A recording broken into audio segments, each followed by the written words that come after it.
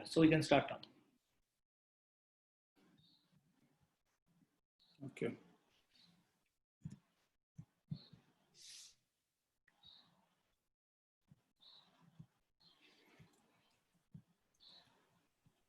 Sita, we can start now. All right. Do we just want to bring up this? 1 second. Okay. Hello, viewers. Good morning, good afternoon, and good evening. My name is Sita Egon. I represent LaToken, a digital exchange and crowdfunding platform. Welcome to this series of Inside the Investor's Mind and Into the Wolves Den 2020. This is a startup pitch competition. Tens of startups applied to pitch in this event, but only a handful of those, unfortunately, will be nominated to pitch today. I am excited about this event, and I'm sure you are, and the startups that will be pitching this evening as well. In the last pitch startup competition, over 20 startups applied to showcase their ideas. Only 6 made it to the top of the judges' list. There were mixed emotions in the air, and the organizers felt that sadness as much as the teams that tried to pitch did.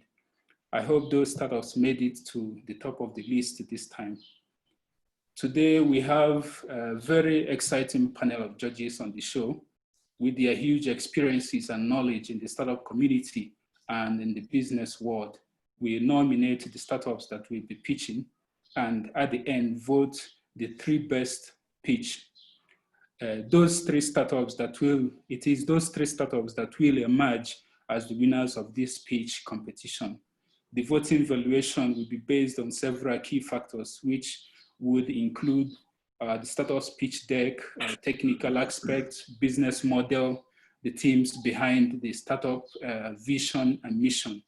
I hope you guys charm the judges. From me, it is good luck to all the startups. And just before we begin, for the startups that are pitching today, you have been given an identifier number. Please quote that number before you begin your pitch, and then we'll give you the opportunity and unlock or unmute your mic. Now, let's welcome our panel of judges in this event. The judges, please introduce yourself, starting from Frank. Thank you, Peter. Thank you for having me. I'm leading the business development of the African Guarantee Fund, the Pan-African AA-rated guarantee scheme, which focus is to promote access to finance for Africa's small and medium-sized enterprises.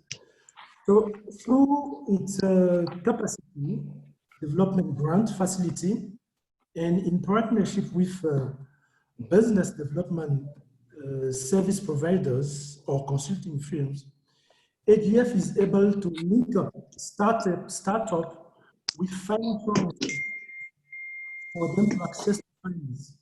So I'm passionate about FinTech, entrepreneurship and investment, and I'm here to share with you my thoughts on what drives catalysts to invest in a startup. Over to you, Sita. Thank you very much, Frank and Stefan. Yes, first of all, thank you very much to Finnovation and to Zita from LaToken for having me here today. And I keep my fingers crossed for the startups. I'm Stefan Horvath. I'm founder of Ideations, a consulting firm that is connecting knowledge, investor relations, and we're advising tech clients and tech funds on business and innovation strategies. Our focus is on innovation, is high-tech companies, and supporting them with our international connections, especially bridging Europe, Africa, the Middle East, and the Pacific region. I worked for about 20 years all over the world. I had the opportunity to work in 6 continents, building a strong network. And that is also what I think brings me here and what we bring to the table to startups. Thank you, Stefan. Welcome. And we have Hope. How are you, Hope? Thank you for joining us. Hi, thank you so much for having me to Finnovation events, and I'm super excited to be here. My name is Hope. I have a background in management consulting, but also the private equity industry in South Africa. But currently I work with an incredible organization called MEST Africa as a venture partner. Essentially what MES does is we train and fund exceptional tech talent across scale to other markets as well as globally. So looking forward to the startups that will be pitching today and being able to add value where I can. Thank you. Thank you very much. And Clive? Yes, hi, and also just thanks for the organizers to give us this opportunity. So my name is Clive Batko. I'm a venture capital, CEO of a venture capital company called Kalon Venture Partners. We're a disruptive digital tech venture capital company. We've made 7 investments, should be making about another 3 in the next month or 2. So we'll have 10 investments. I'm located in Johannesburg, and our average check size we invest is about $1 million. Welcome, Clive. And Liwal, who is just joining us, welcome. Hi, how are you? Sorry, I've a little bit been late. My laptop just stopped, so I'm using my mobile. Hi, my name is Liwa Abu Khair. We are venture capital based in Saudi Arabia, in Khubar. We focus on early stage technology startups from emerging markets. We believe that the more international and diversification of our investments will add much value for our portfolio of companies. And looking forward for today. And thank you for innovation for the second day of World's Day. Thank you. Thank you very much, Lawal, and welcome everyone. Before we go into the pitch competition, let's take a few minutes and find out from each of you, the judges, what key points should a startup be looking to while pitching, and what does a potential investor looking for in a solution market and management team. So we'll be happy to hear what your thoughts are on these key points of discussion, and starting with Frank. Yeah, thank you, Sita. I think what startups should have in mind while pitching, they should have in mind the form and the content. On the form, they must keep the pitch simple and manage the timing of their pitch. These are very important in terms of form, and in terms of content, I will advise them to convey a unique value of their product or service, and also I advise them to work with a professional to help them to refine the pitch and presentation. And lastly, to finish, I will invite them to practice, and to practice. The better the practice, the better they will be. Okay, and on what a potential investor is looking for in a solution or a market or management team. On a solution, as I was saying last time, a potential investor is looking for a proof of concept and the matching to the market needs and value added in the solution. On the market, the potential look at the size of the potential market of this product or services and the entry barriers and profitability. And lastly, on the management, the experiences of the management, the skills and the mindset are key, because what is the most important aspect in a project, it's the capacity of the team to implement this project. So these are briefly what I can advise to our competitors today. Over to Thank you very much. Thank you very much, Frank. We'll now go to Stephen. Please, we do have a limited time. We have 15 minutes of the time to talk about this. So please, judges, give us a brief overview of what your views are, and what, starting with Stephen, please, what key points should a startup keep in mind while pitching? Okay, first, you have to prepare your meeting. To an investor, a startup looks pretty similar at the first sight, right? And if you communicate with an investor, the best is if you show the really relevance, that you have and that you have something special so that they instantly grasp and look at this startup. So show that you thought about the investor and that you actually a perfect match to him by still being authentic and trying to transport your vision, because that can make you win. You can be, I believe, be opinionated. That is something also I really would appreciate, but don't be too arrogant. So, and then I think it can go wrong. You should, if you have the chance, not of course for a panel, but for a competition, but when you really pitch to an investor, try to collaborate with the assessment team of the investor before you have the pitch. Yeah, sometimes these people help you. You can ask them relevant questions, so you're already on their mindset, right? And then you have to follow the criteria that an investor pays attention to. So startups typically talk about their idea and how they will change the world and how high the value of their company is. An investor on the other side, he meets every day new ideas. And so what he really is looking for is a dedicated team and a good valuation and seeing why you're relevant. And that's the next thing. Investors are not the same. An angel investor comes more with his guts feeling, why a VC or a private equity company is more a deep dive without emotions, right? Because a VC or a fund follows an investment mandate. That means they have, like judges in a panel, a long checklist, and they say, yes, it was good. No, it was not good. Yes, that was fantastic, and so on. And that means as a startup, you can try, and that's just a hint, try to rationalize the emotions, that the passion that you have in your pitch.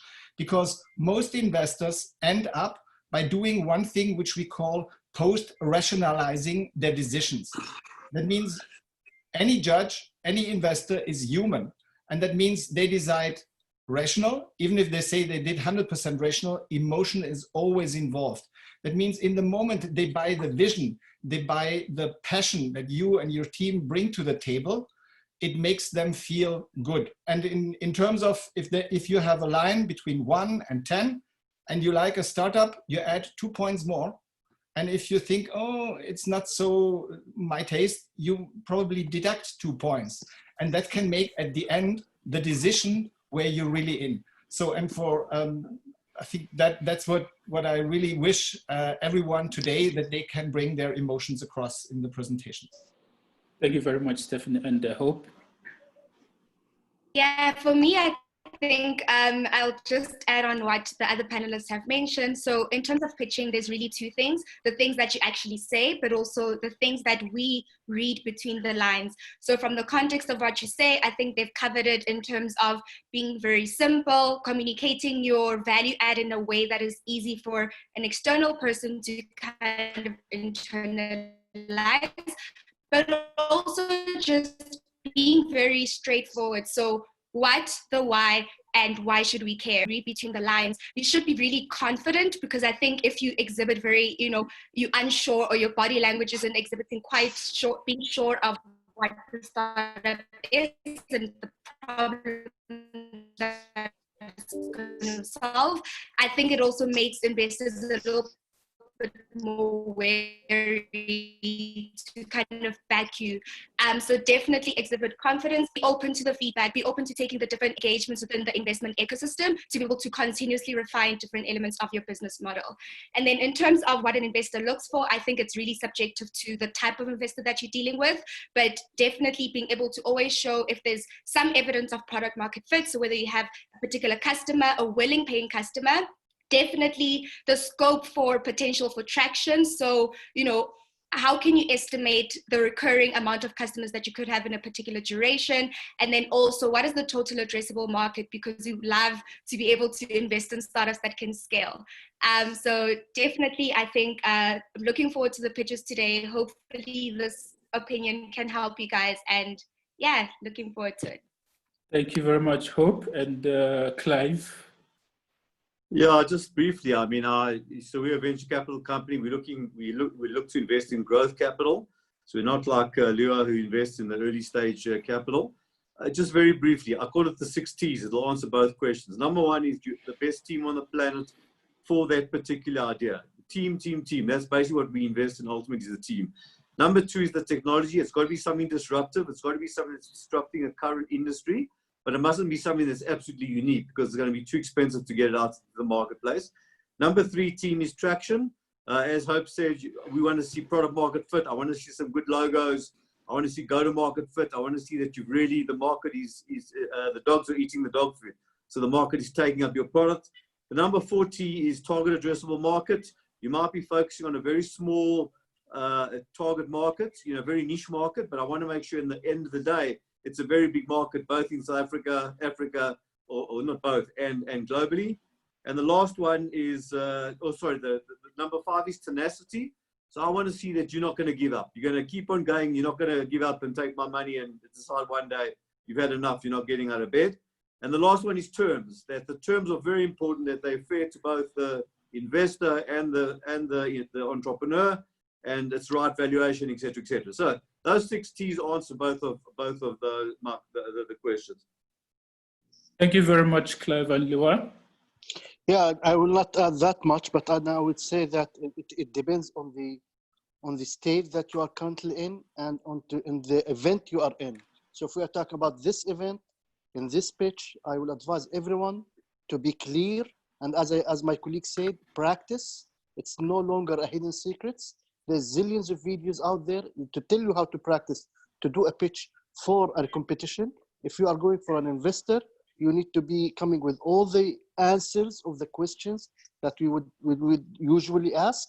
So please be prepared, train yourself, watch YouTube, watch previous materials, read and educate yourself how to be a very good representative of your ideas and startup. And finally, I just want to say that regardless, you will meet 100 investors and one of them will invest with you. Your job is to prove for the 99 that they are mistakenly skipped you. It's your job to prove for everyone that you are the right opportunity. Thank you very much, Liwal. Thank you very much to all the panelists for those great, invaluable insights.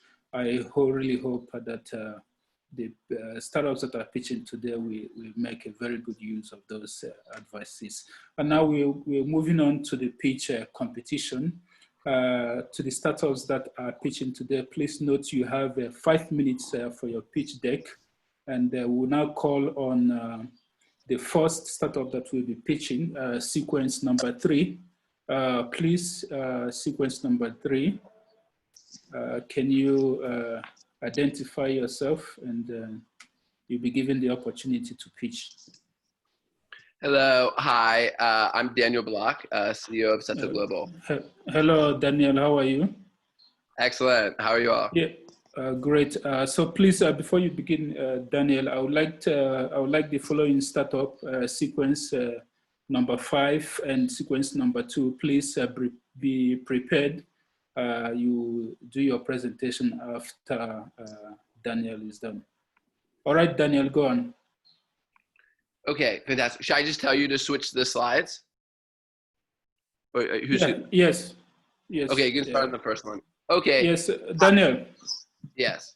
You have 5 minutes for this pitch deck, and then after then you will be given 10 minutes for the panels to ask you questions. All right.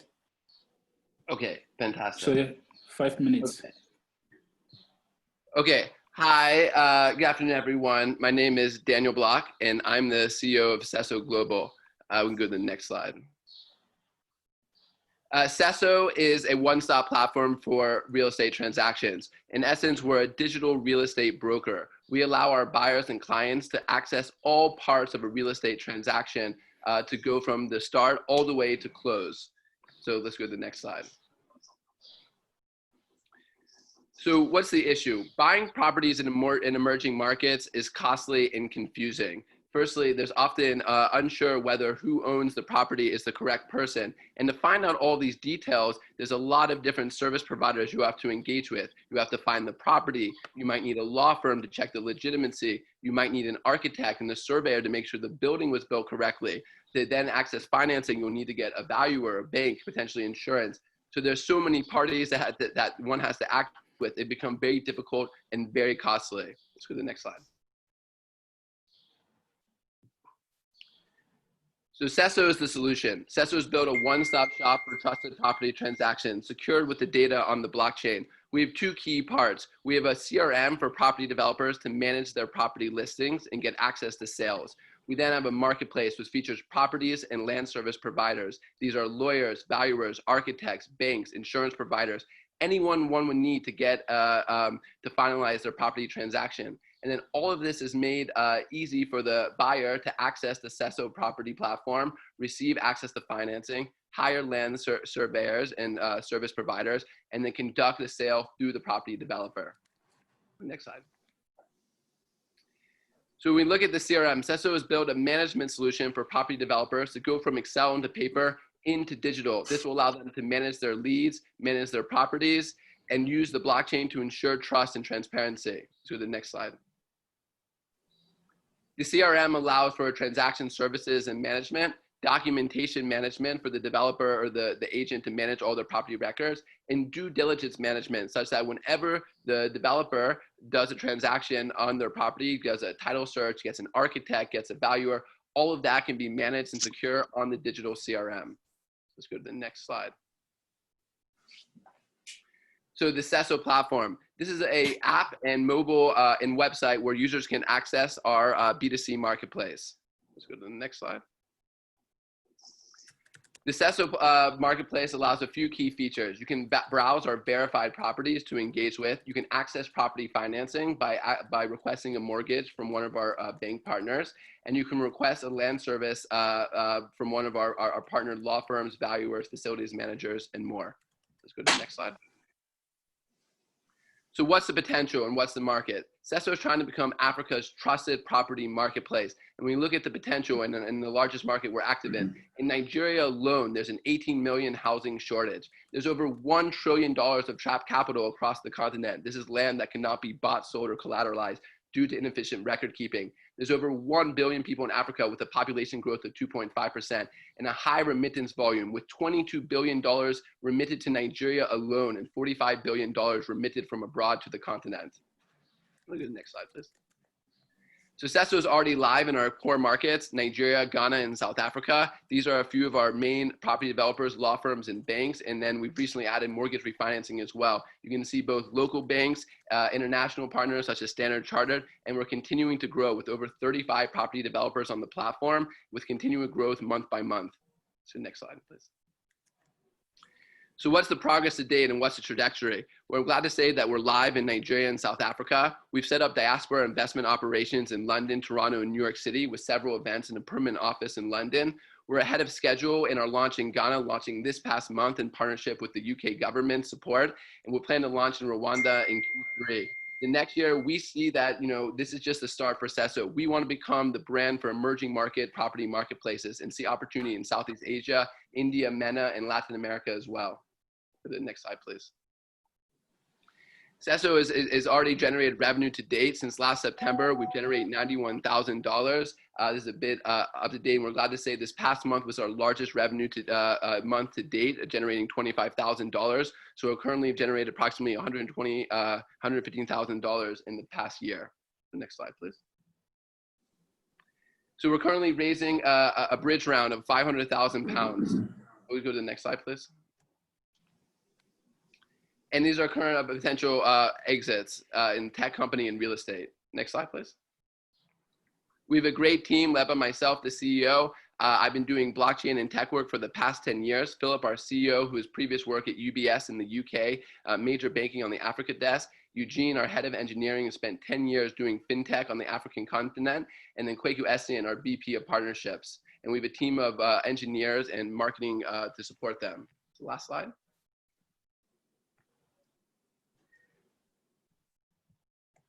And we have an excellent advisory team to back us up as well, experience in banking, law, real estate, and beyond, that can really lead us to the next level. And they've been key with us from the beginning to get these key partnerships and grow the company. And we'll keep leveraging on our fantastic team and advisors to continue the growth and traction. Thank you, Daniel. Your time is up. Thank you very much. I hope you're done. Yes. Yep, that was the last slide. Great presentation.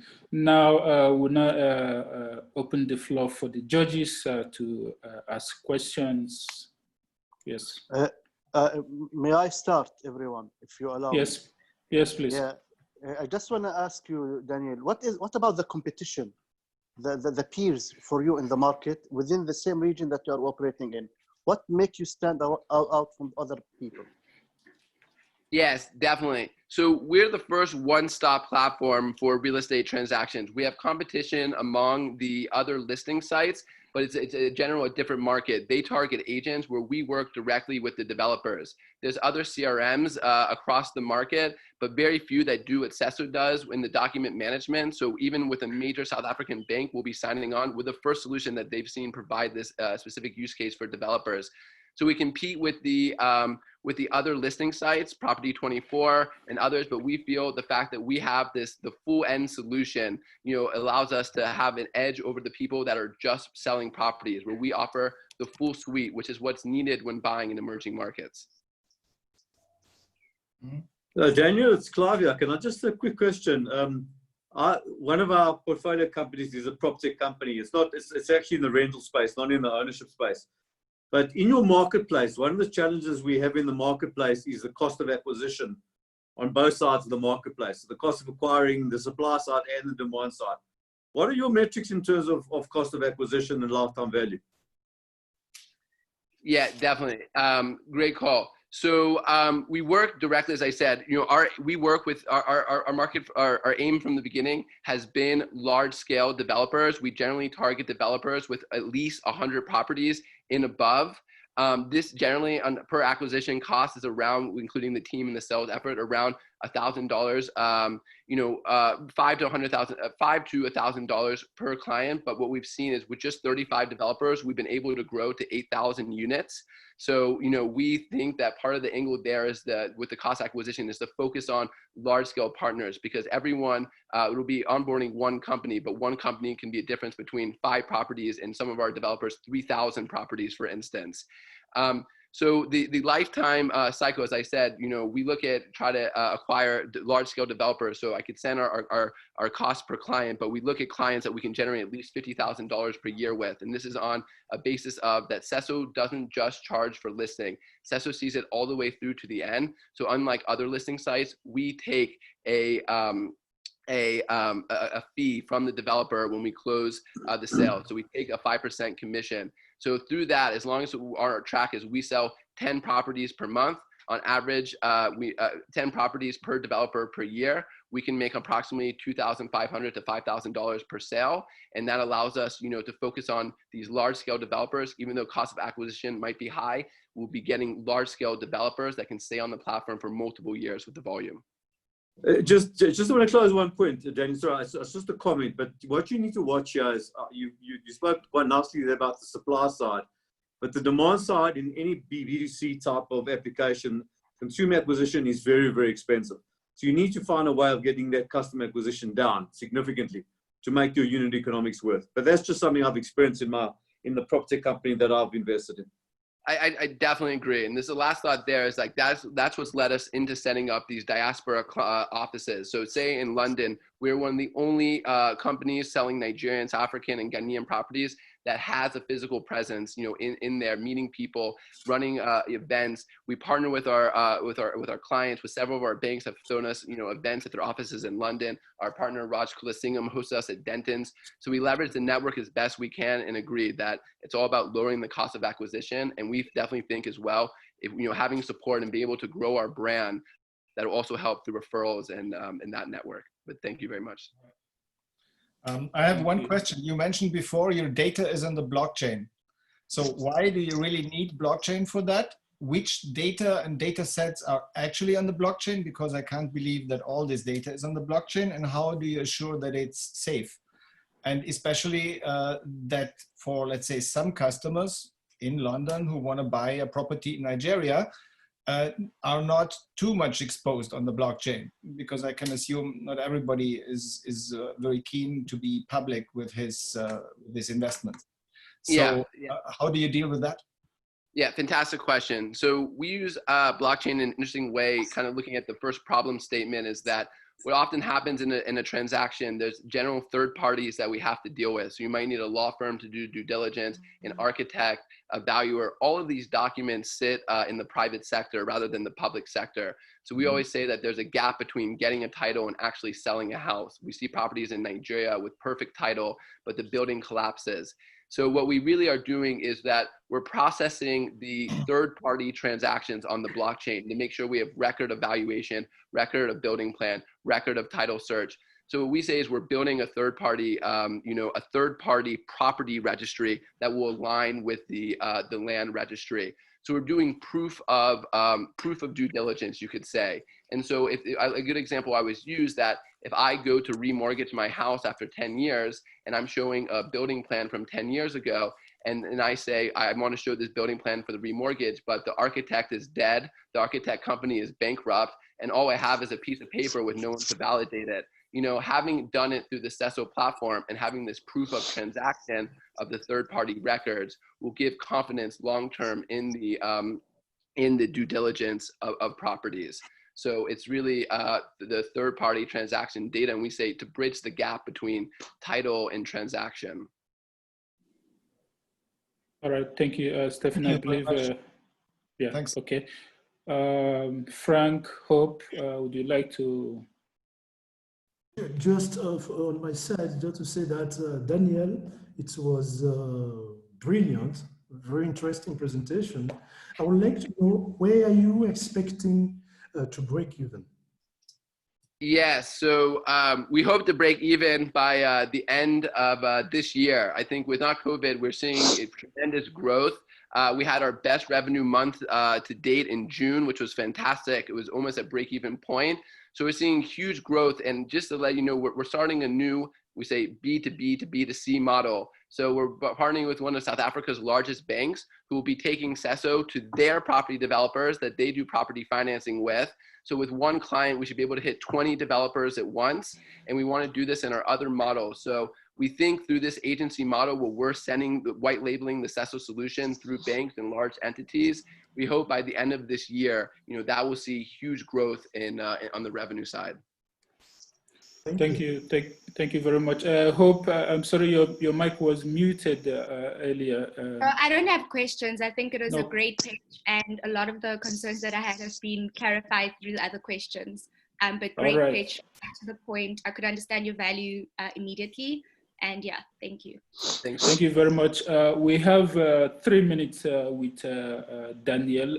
Can we take any feedback from the judges? I can quickly start. I will not take much time. Daniel, great presentation. I like the information.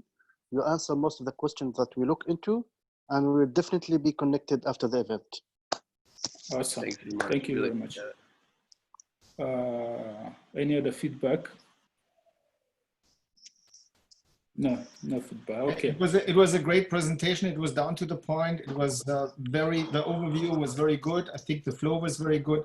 There's only one thing that came into my mind, because if I'm also looking not only on the slides, but also on the data, there are 2 people inside. One is in your team. He's called Essien, and there's another advisor who is at the Ghana exchange. He's also Essien. He's the CEO there. Are they connected or not? This is what I would like. So yes, the father, his name is Albert Essien. You might have heard of him. He was the last group CEO of EcoBank. Yes. His son Kweku is our VP of partnerships and leads our team in Ghana. He recently left working at the Shandaria family office in Toronto to move back home to Ghana to come into the company. So we're very blessed, and glad to have them on the team. And one of our core efforts is, exactly working with people with local knowledge who know the networks, who know the market, and I think, again, we have a fantastic team, and that's what's helped us, grow in kind of in Nigeria to start with, which was, a difficult market to start, but that's given us then the strength now to Ghana, South Africa, and we hope to keep growing. Okay, thank you so much. Okay. Thank you very much, guys. We've now come to the end of Daniel's presentation. I will now move on. Thank you very much, Daniel, for coming. Okay, really appreciate it. Thank you all. It was a pleasure. Thank you. Good luck. Now we're moving on to sequence number 15. The startup with sequence number 15. Can you please identify?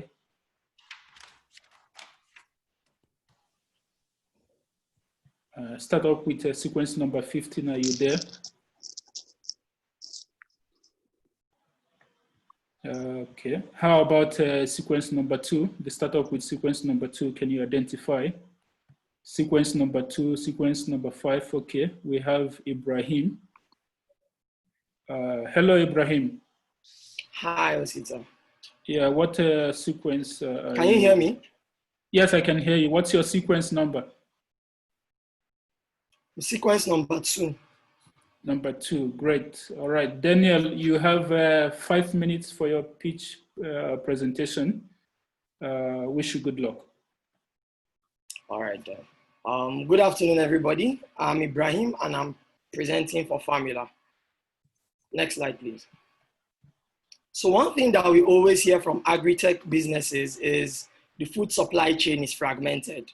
Well, actually, it's getting more fragmented. Across the world, there is an increased interest in healthy eating. However, in Africa, the reverse is the case. We're still focused on getting access to affordable food, and it's because of the number of players within our fragmented food chains. As at now, price continues to be the biggest concern for food service businesses which we target. They rely on open.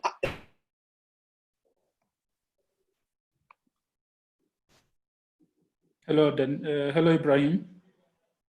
Ibrahim, the sound is off, Ibrahim. Air markets in order to get access to. They don't take into consideration their demand, their spending. There's no businesses want. It's an easy way to directly connect to producers and an easy way to connect producers to Ibrahim. Sorry, next slide, please. Okay. Well, why are we targeting food service businesses? As people continue to get more active in work, they tend to rely less on eating at home and eating out more. Now, there are 5 million food service businesses within Nigeria, South Africa, Egypt, Kenya, and Ghana. 2.5 million of them are phone literate, and we're targeting 1.5 million of those businesses that deal in fresh foodstuff from rice to tomatoes. Next slide, please. Now, what Formula is doing is building the most affordable method for farmers to connect directly to food service businesses, offering them a wide variety of food and produce. We are 100% asset light, which means we don't have any cost in terms of logistics or storage. Also, business owners can order via WhatsApp and get access to easy account management and inventory management, sorry. Also, along our chain, there are less chain actors, meaning that there are better margins for both producers and food service businesses. Next slide, please. Now, businesses can place their orders by dialing a short code, ordering via WhatsApp, which will fulfill through a robust network of distributors who use our mobile app for managing the orders that come through and their inventory, which we automatically restock by triggering request orders to our suppliers. Next slide, please. Now, this is made possible on our physical backend infrastructure of location-specific distributors, which are more like Airbnbs, where anyone with money can rent out a space, but this time, Formula is trading food through those spaces. We combine this with a database of farmers that lets us to know when to ask which farmer for what. Next slide, please. Now, Formula at the end of the day is able to bring end-to-end data transparency that gives us leverage over how the food that is moving through the chain is priced and how exactly this food is being distributed. We're also able to command better prices from the logistic firms because we are able to know exactly what demand is coming from the businesses on our platform. And we're also able to give access to affordable, efficient distribution services to other businesses who are producers. Next slide, please. Now, we charge 15% of the profit of every unit of food that is sold through a distributor, which comes to around 50 cents. There are 100 businesses served per distributor, which transact $100 per week in terms of their average transaction volume. We're looking at onboarding 200 distributors, 700 businesses each across the 5 markets which we're targeting by 2025, bringing our annual recurring revenue, our projected recurring revenue to $100 million. Next slide, please. Between us and other players in the space, we're focused on a demand-driven chain, which means we onboard businesses first and use demand to drive the supply across the chain.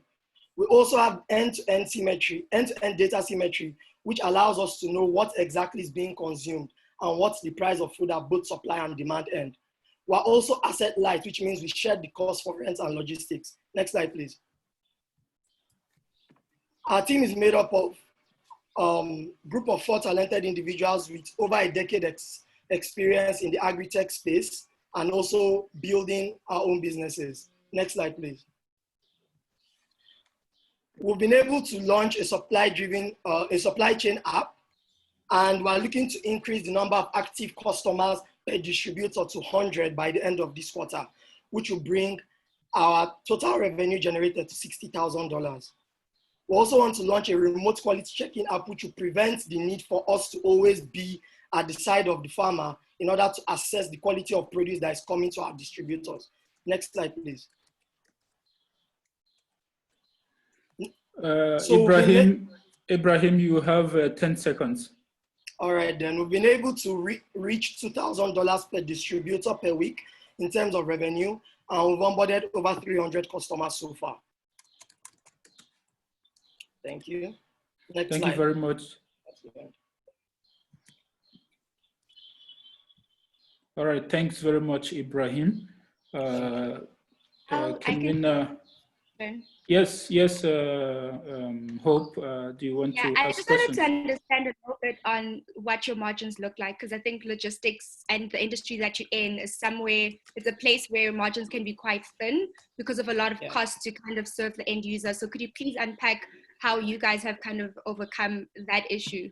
Because you mentioned that you asset light, so please expand on that a little bit.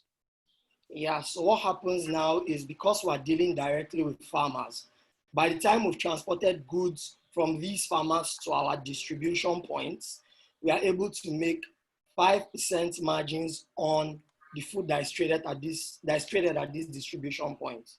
Now, these 5% margins come somewhere around $5 in total, of which we charge 15%. So what happens is a bulk of the profit goes to distributors that decide to buy the produce that is coming from the farmers. For those that don't, we take a bulk of the profit. Nice. All right, thanks very much. Hope, is that all? Yeah, for all now. Right, yes, and can we take the next question? Ibrahim, just tell me, please, how easy it is to expand outside Nairobi? So as of now, we're already running a pilot in Lagos. And in Lagos, we've been able to get 100 total customers over the last, over this month of July. 40 of them are active. So we're also looking to launch 2 more distributor locations, one in Nairobi and one in Lagos. So it's actually easy given the fact that the problems across the industry are pretty much the same for the African market. Okay. Liwal, is that all from you? Yeah. What is the current round you are currently raising, and what is your financials now? How much you are raising? We're raising $250,000. Our current valuation is $500,000. We've been able to raise a previous $100,000 from West Africa, as we were one of their past cohorts that graduated, and as I now been 1 year in operations. Okay. All right. Do we have any other question from the panelists, from the judges? Yes, thank you, Sita. Yes. Thank you, Ibrahim, for your presentation. It was great.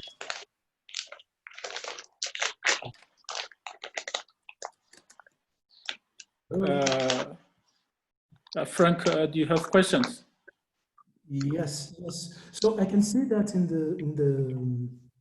the model, their formula is collecting a lot of data, and is already doing some data mining. Okay, are you planning to sell this data to other stakeholders in order to improve the food value chain? We're not planning to sell the data. Actually, we're planning to utilize the data. And one of the reasons is the price of food fluctuates a lot. Now, in order for us to get the best margins, we need to know when to buy, since we already have an idea of who exactly we're selling to when. So what we're trying to do is to gather that data and use it to drive when exactly we purchase food. Thank you. Thank you. All right, can we take more questions?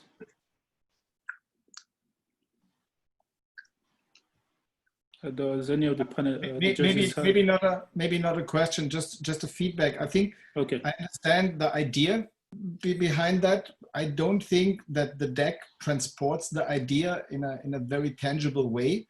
So I try to understand, how do you make money? Where do you make money? Why do you collect data? Stop. Well, you know what I mean? It's just, there are a lot of points, good ideas out. They're connected in a way where I don't see the direct line, right?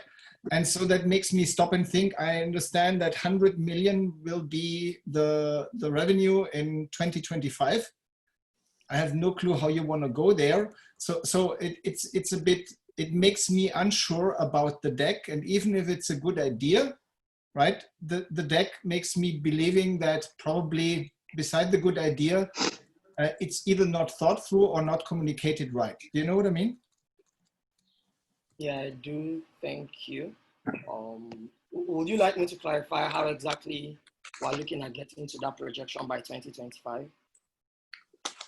No, because the mechanic is not there. The ideas are there, right? You make this revenue, you have elements there that I like to hear. Data, food, whatever. So we're all sitting there and ticking the box, but I don't see how you connect them, right? Beside having an idea and talking about it. All right.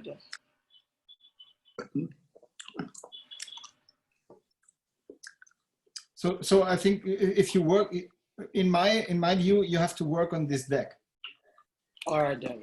Thank you very much.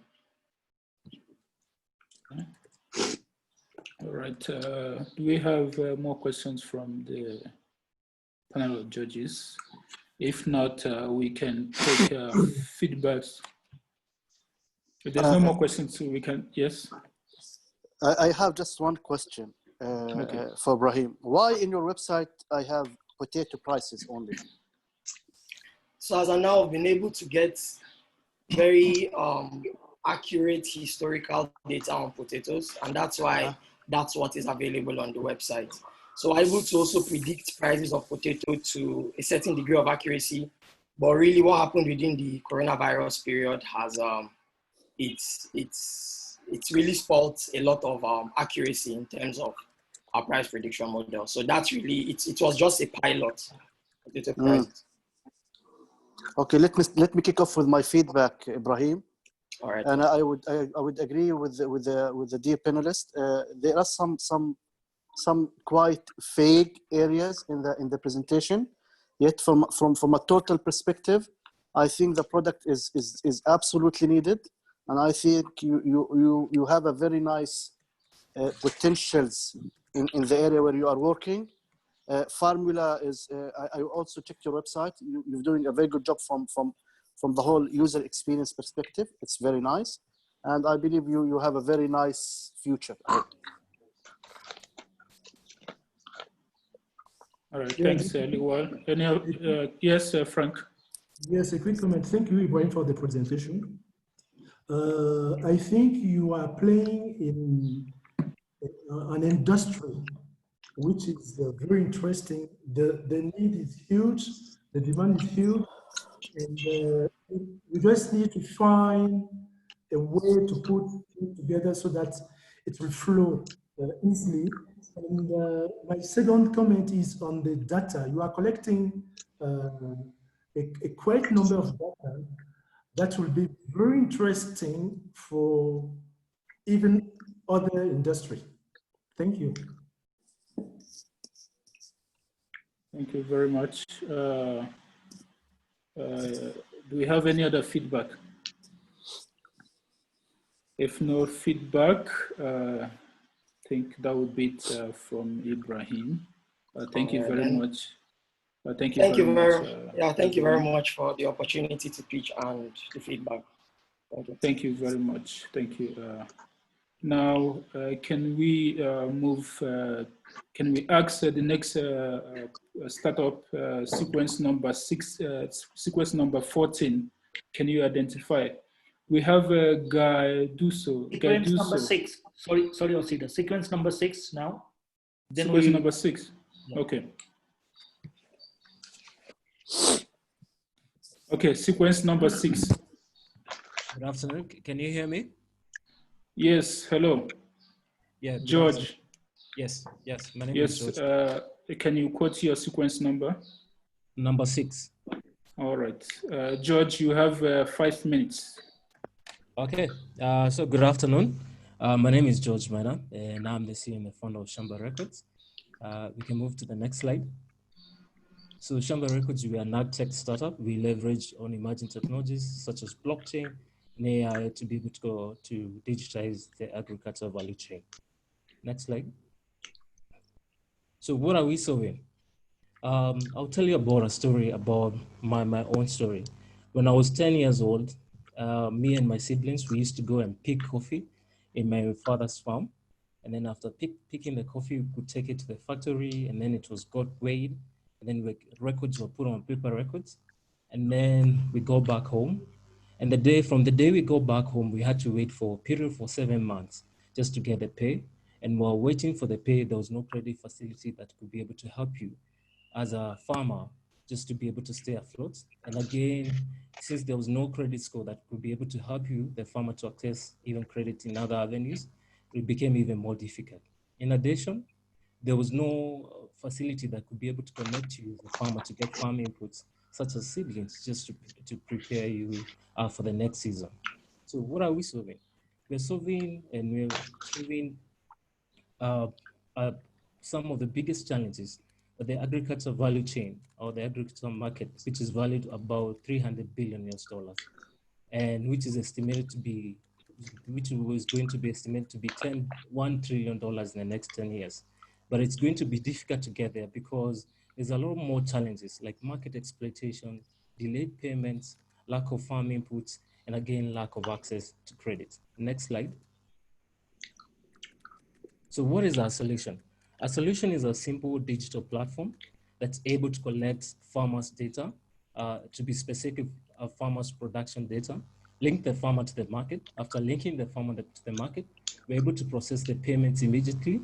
After processing the payments, we're able even to do a credit score so that the farmer can be able to access credit to other financial partners who work with us, as well as we're able to connect the farmers to farm inputs. Our solution is quite unique because it runs both offline and online. Farmers can be able to access it through a USSD, as well as through a mobile app, as well as a web portal.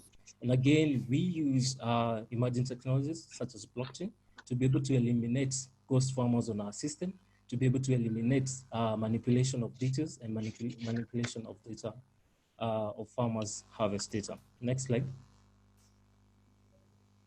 Next slide, please. So our goal is to be able to increase the farmer's income from $600 annual income to $1,000 US annual income. And we believe we can achieve this using our digital tool, whereby we can be able to link the farmer from the farm all the way to the market, and also helping the farmer through the process. Next slide. And using our product, we'll be able to achieve the farmer increment income of over $1,000 through deploying more features on our tool, like the real-time data collection tool that's able to collect the farmer's output or production capacity.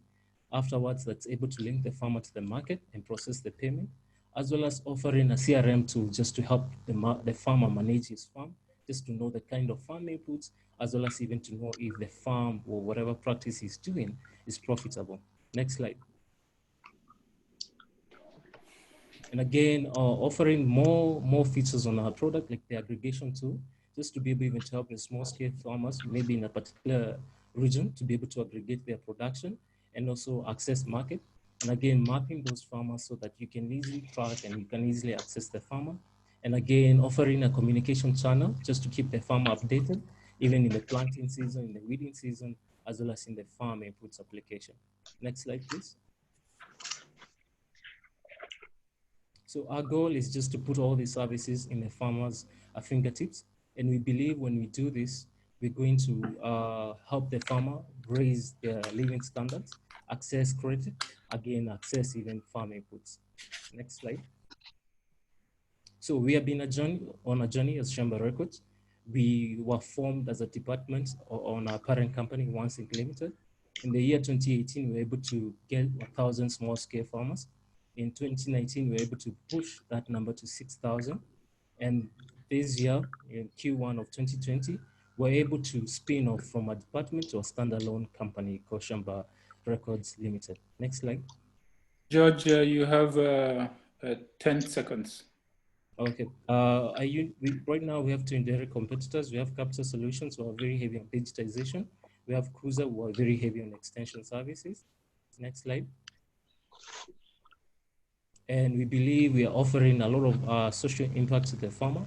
We're able to deliver timely payments, as well as increase their yields, as well as offer quality services, such as vetted farm inputs, as well as connecting the farmers to the market. Next slide. George, your time is up. Okay, thank you so much. Yes. Thank you very much. Yes, Hope. Yeah, I think maybe because you didn't get to it, but I'd just like to kind of understand more from the consumer perspective. So you've mentioned that you've onboarded 6,000 farmers, but what does your revenue look like from how much you've been able to sell through the marketplace? That's the first one. And then the second one is, how do you manage sort of the supply chain aspects of it, and how does that potentially also affect your margins? Okay, perfect. So the first year in 2018, we were able to hit 70,000 in terms of revenue. And last year in 2019, we were able to double that to 145K US dollars. And this year so far, we have done 75,000 up to the month of June. And how we manage the supply chain. So we have several players in the chain. We have the farmer who is on the production. We have the aggregation centers. The aggregation centers can be either farmers cooperatives or can be warehouses who, when we get the production, we're able to put in the aggregation centers. And then we have the distributors who distribute the goods to the different markets. So on our margin, normally we make 20%, especially when we use external distributors. Okay. George, it's Clive here. Sorry, I've lost my video link. Yeah, thanks for the presentation. I mean, clearly, you know, as per the previous presentation, there's a big market in agri-tech in Africa. There's a huge demand, and I think there's definitely the right problem you're trying to solve. Just I want to make a point on I'm a venture capitalist, and your presentation is just far too wordy. You know, I must be honest, you could cut down 90% of these words, and you could say the same thing and it would make much bigger impact. Because what I was doing, I was reading your presentation while you were talking. I can read it a lot faster than you can talk. So just I think if you want to raise capital, you've got to just make this far more succinct, far less words, nice images that portray what you're trying to talk about, but just get the words down. They're just used as a cheat sheet at the moment. It says you don't know your work because you need all those words. Okay, thank you, Clyde. we'll put that into action. Yeah, I have one question. The technical backup that supports that, does it exist? So how we do, we have two systems. There's one that runs on blockchain, and the one that runs on blockchain, and which we build on Hyperledger Fabric. That's where we store the farmers' basic registration details, as well as the collection details. And the reason why we use blockchain is that the data cannot be manipulated. And again, we want to eliminate the issue of ghost farmers, as well as now the middlemen, just to less the middlemen so that we can be able even to achieve a better farmer's income. Yes. Right. But in the moment you put the data on the blockchain, everybody knows the price, correct? Yes, everybody knows the price. But number one, how we put the data on our blockchain, we use it. We don't use the public blockchain. We use a private blockchain to the members who are in our system. So the prices or the incomes of the farmer is not in the public. It's on a private. It's saved on a private permissible blockchain. Understood. Now, but yeah. just one question: if all your farmers know the price, yeah, that means it will bring slowly but surely your margins down over time. That is a typical thing what I experienced. And if you have a lot of suppliers who know each other, who produce exactly the same thing, and they get known about the price, I think it's a fair thing to do that. Just it could hit your revenue stream maybe in the past when you're I don't know exactly how you calculate it, but you said you calculate up to 20%. If I would be a farmer, I would obviously trying to use the information that you give us on the blockchain if they can access it, and sooner or later they will have some really good engineers who can do that and who can tell them that will bring you under pressure regarding the negotiations. It's just my 2 cents to that. Could be. Yeah, it could be. And just to add on to that, sometimes the pricing may vary, because remember, as much as we have the same farmers producing the same thing, the quality of the yield varies, because depending on the kind of farm inputs, the kind of preparation of the crop, it may vary on the pricing depending on the quality.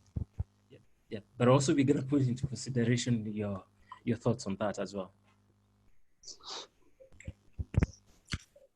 Awesome. Any other question? I have another question. Okay. Could you please just elaborate a little bit on the team that's backing this, as well as if you work with any sort of reputable partners, whether it's from accessing more farmers onto your platform or running the marketplace itself? Thank you for your question. So right now, the founding team, we're about 4, but also we have a bigger team that's working with us, which makes us hit 10 people. So those are the I would say permanent people working on the company right now. We have a wide variety of skills, ranging from let's say ICT skills, as well as agriculture skills, as well as marketing, and also financial skills. On the kind of partnerships that we have, sometimes we work with farmers cooperatives who help us to get to the farmers, as well as we work maybe with development partners. Right now, we are in discussions with African Development Bank to be able to scale our solution to the rest of East Africa. And again, also we work with financial institutions just to be able to push maybe credits to the farmers. All right. Thank you very much. Do we have any further question? If we don't, can we take a brief feedback, because we still have time with George. And I will say one quick feedback. Let's agree on one thing. For this event, you are given 5 minutes for the pitch. Other events, they give you only 1 minute to 2 minutes. Within the 5 minutes, you did not finish the presentation. That's a huge problem with the presentation that you had in mind, and I would advise you to redesign the presentation that can fit in 3 minutes in order to do it in 5 minutes. So missing the whole time to present the whole presentation in 5 minutes, that something you need to reconsider. And I will give you my personal, let's say, initial feedback on the presentation. You lost me. Within 2 or 3 slides, I was out of the presentation. I was totally, I got lost. So I just want you to redesign the presentation, make it more engaging, and make it more fun for the investor to stay and listen to you. Okay, thank you, Lewa. I'd just like to add on that. I think one of the issues with your actual presentation is that you spend too much time on trying to explain the problem. So definitely try to rework it where, as I think it was Clive who said it, less wordy, but also bring a lot of, the traction that you've already gained a little bit more upfront, because when you were explaining your presentation, I personally was confused, like, is this still at ideation stage? But then only towards the end did I actually uncover that, no, you actually have farmers on the market, you've made some revenue. So try to bring a lot of those metrics that can work in your favor a little bit more upfront. So don't spend like 2 minutes explaining the problem. We get it in 30 seconds most. Okay, thank you so much. Thank you very much. Okay, so that will be all for George. George, thank you very much for the pitch presentation. Okay, thank you so much for your time. Awesome, good luck. All right, can we now call on sequence number 11? They start off with sequence number 11. Hello, Marcos. Hello, Marcos, are you there? Marcos, you are mute.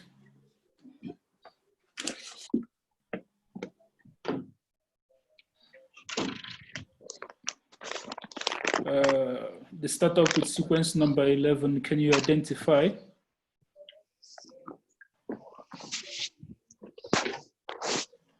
Marcos, you are muted. Can you unmute your mic?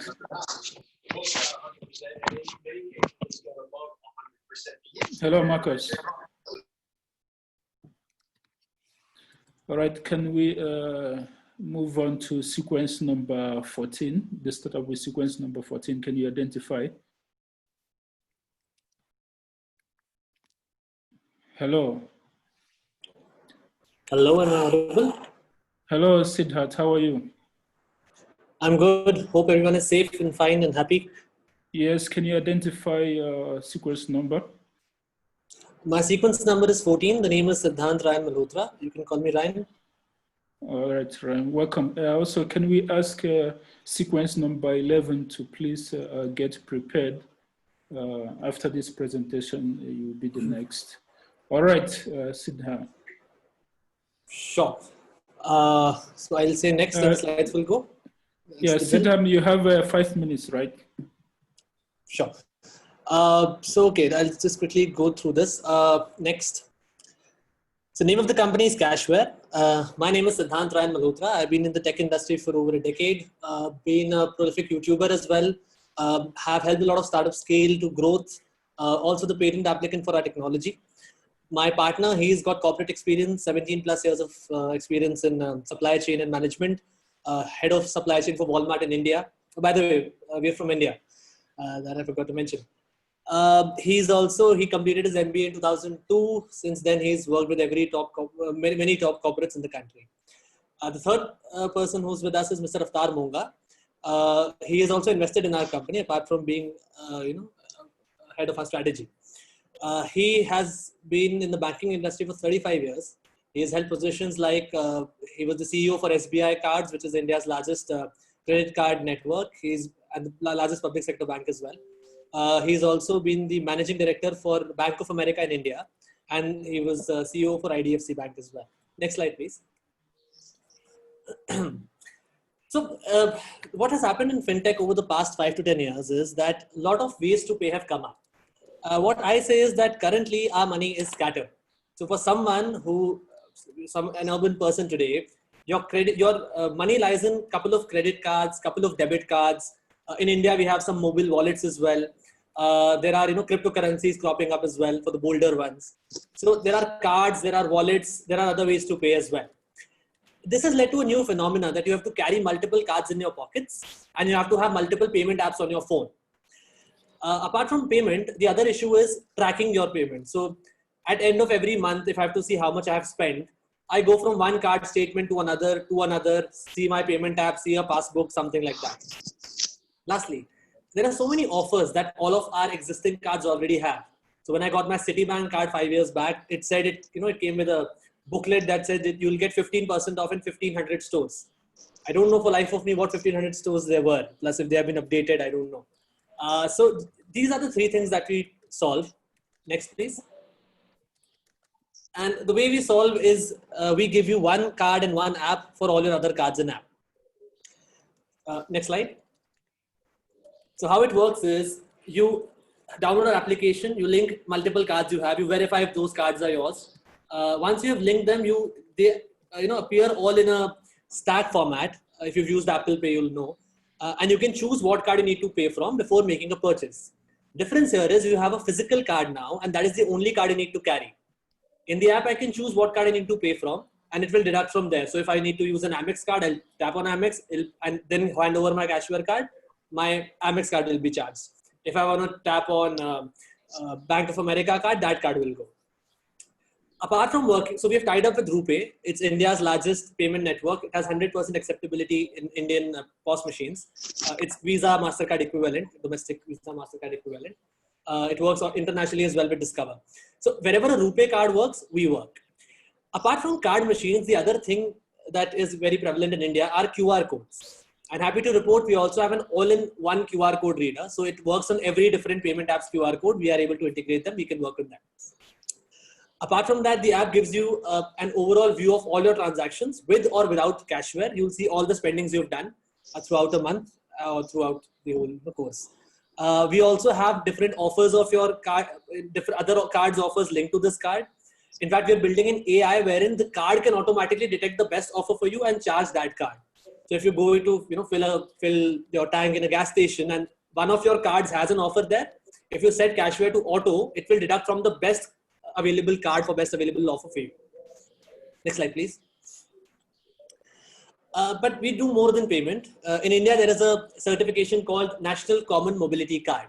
Basically, in India, we have states. So in every state, there is a different rail infrastructure, different bus, different public transport mediums. We are the first Indian non-bank to be certified to issue this card. So basically, this all-in-one payment card of yours will also work on all your public transport. You want to hit the tube, you take this card, tap on it, the tube gates open. You're using a bus, do the same. In a parking lot, do the same. But also we're creating multiple corporate use cases. So we're in talks with the hotel chain to make this the access key for their hotels. The whole idea is to get the person to use, this has to be the default payment, default transport and default card that the person uses. Next slide, please. But as COVID is there, as pandemic is there, and things are moving towards a touchless kind of a future. We also have a patent technology called cardless. Cashware is a progressive journey. You start off with a normal card, normal plastic all-in-one card. You use it for some, you use it for a set amount. We upgrade you to a metal card. You use it more and more. We upgrade you to a biometric card. Now, at the last stage of this, growth comes a cardless form factor. Basically, a phone cover that you attach on top of your phone, and that works everywhere. So most traditional contactless payment options, they rely on NFC. We have a patent technology that without using NFC, Wi-Fi, Bluetooth or sound, we can communicate with any card machine across the globe. And we are in talks with vendors as well to integrate this inside the phones and watches. Next slide, please. So Siddham, your time is up. Okay. Fair enough. So I'll just sum it up with one line if that's fine. So we are all-in-one, we bring all your cards and payment methods into one app linked to one card. And then we have a patent technology to make it cardless as well. We have done 2 rounds of funding. We've raised the angel round and we've raised the bridge round as well from a VC. And now we're looking to raise the third. Thank you very much. Can we now take questions from the judges. Yeah, and I would just want to know about the traction, actual traction, please. What is your current actual traction? Sure. So in terms of traction, the reason we are raising this amount is also to, we cater to a very specific, we cater to high spenders. We are an exclusive system for high spenders. Currently, we are live on 100, we have done a beta for over 100 people. And that is what we are currently at. But with this funding, because we were already about to close the round, we wish to go to market and implement the GTM that we have through this funding. But apart from that, if you take the user base out, the biggest good thing for us is the B2, B2C channels that we've created. Just to give you an example, what we're also integrating is loyalty cards. So Starbucks in India, for example, we are in talks with them to integrate their loyalty card with this. So basically Starbucks gives you a loyalty card that actually is a payment card that works everywhere. Similarly, 24/7 is an Indian alternative of 7-Eleven stores. We have tied up with them. There is a wearable company which wants to be the biggest local wearable company in the country. They'll be the second biggest wearable by 2021 projections. We have tied up with them for the B2, B2C channel, and list goes on and on. Netflix and Spotify, all these other Indian entities of them, we have already signed them for our partnerships. Students of Sclave. Currently at beta stage is the short answer. All right. Thanks very much. Hope you heard the question. Yes, so I just wanted to understand a little bit about your revenue model. That's the first one. But the second one, your solution seems very much customized to India. And I'm interested to know, for the next round of funding that you're planning, are you looking at other markets? And if so, how do you kind of plan to overcome sort of the infrastructural or legal barriers that you might find in other markets outside of India? Perfect. I'll answer the second question first. What we believe is we solve a global problem. All of you are, all of you are not Indians here, but I'm pretty sure you resonated with this problem of, oh, I carry multiple cards, and oh, I have other payment apps as well. And that is the core of what we do. Currently, we've tied up with RuPay. We only need one bank tie-up in any one country to accept all banks. We need an issuer. We need a card issuer. So it's a very, very scalable model. The best startups we see, Uber, Netflix, they are good because they are scalable, not just because they solve a good problem in one geography, and we believe that. However, in the first question that you asked, with this fund, will we expand to multiple countries? No. This fund would not help us. As I said, I just told you, we are in a beta stage. This fund is pure and pure to facilitate our CAC and get us the first 100,000 customers. Now, I believe in being an inch wide but a mile deep rather than being an inch deep but a mile wide. So yeah, we'll focus on the Indian market currently, but yeah, and soon, maybe next year, of course, when we're talking, we might have hit a few more countries as well. Turn to Sklavia. Just a quick question. Sure. I think it's a great idea you've got, and thanks for the presentation. But my concern would be, I think you're trying to do too much too early. I don't see you focusing on one vertical, one niche, one product. You're trying to be all trades, and you potentially can become the master of none. So my concern here is you're just trying to do too much. You're not, you've hardly got any traction, and you're solving 55 problems. Rather than just focusing on one problem, solving one problem, and then you can always scale from once you got there. Sure. You're going ahead. Go ahead, please. No, I'm done. Yes. So my answer to that is, given I had only 5 minutes, of course I have to cram up a lot, and my presentation was suited for a bigger time. I understand, not an elevator speech.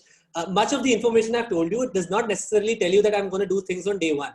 For instance, when I say that we support mobile wallets or we do this and we do that, it's, as I said, I understand that I'm actually not that kind of a person who's too rash. I'm fast but not rash. And we do believe in sequential rollout of stuff. Getting better at something, then launching another thing. So again, what you saw in the deck is not necessarily, or everything is not live on day one. Certain things are there in the beta. Currently, for example, what we're doing is we're only supporting cards. We support all credit cards, we support debit cards. Wallets we are not doing, QR codes we are not doing. Certain things we'll launch as we go. So yeah. And can I just jump there in? I think from the presentation for this startup and for the others, everybody has that much idea, right? And start somewhere there because you start small. And as Clive said rightly, yeah, just get the first thing done in a good way. So my recommendation is, instead of showing off what you can do, maybe it's one slide that you show, this is the future, maybe in 10 years. Sure. This is the timeline. We're here today. There's where we go tomorrow. This is how we can move on. And my next thing is, if someone's asking you in such a question, do you want to go global with that solution? I would rather plan to do that in India and do it right with all the facets than going global with such a solution. Because that's exactly what I said. Yeah, exactly. So when you move on, right, and you try to be, even in the next funding round, international, I wouldn't do that. There are international players like, look at Ant, look at Pinan. I don't say PayPal or the obvious things because they're small, right? PayPal is small. When you look at what Ant or what Pinan can bring to the table in the financial industry, right? So just to answer, hello. Let me just finish. So that I believe when you get these things done in India, you did a great job, right? And so for the presentation, show next time a timeline or a stream, how you can do that in one country, and you get from all of us more, we're all more convinced. Sure. Fair enough.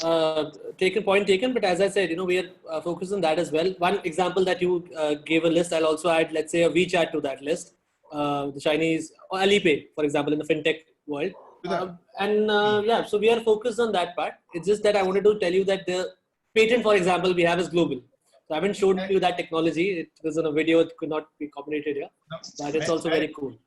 Yeah, I agree. Sure. But before I would put WeChat to your list, yeah, you should consider that India loaded off 50 or more Chinese apps, right? So that means I was giving you a global parallel. That's all. That means it's not about politics. It's about, you hurt a lot of potential customers who get touched by apps from their country getting offloaded. And if you see that, you lose out a large market in South Asia and in Asia, yeah, just by doing that. And that is why whenever you do that in WeChat, it's a nice feature. I don't believe it will bring you a lot of new customers. I mentioned WeChat to say that how they scaled globally, domestically first before going global, and even if they have been barred in certain countries, the domestic market is strong. So I was confirming your point, not opposing it. Okay, great, thank you. Sure, but anyways, feedback taken. All right, thank you very much, everyone, and thank you, Siddha, for your presentation. Thank you so much. Thank you so much. Yeah, all right. Okay, can we now call on sequence number 10? Hello, Dlamini. Yes, how are you? I'm good, thanks you, Dlamini. What's your sequence number? Sequence number 10. Awesome. Dlamini, you have 5 minutes for your presentation. Okay. Hello? Hello.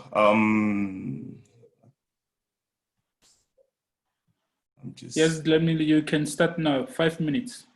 Wait, I'm not sure who's presenting. Is it?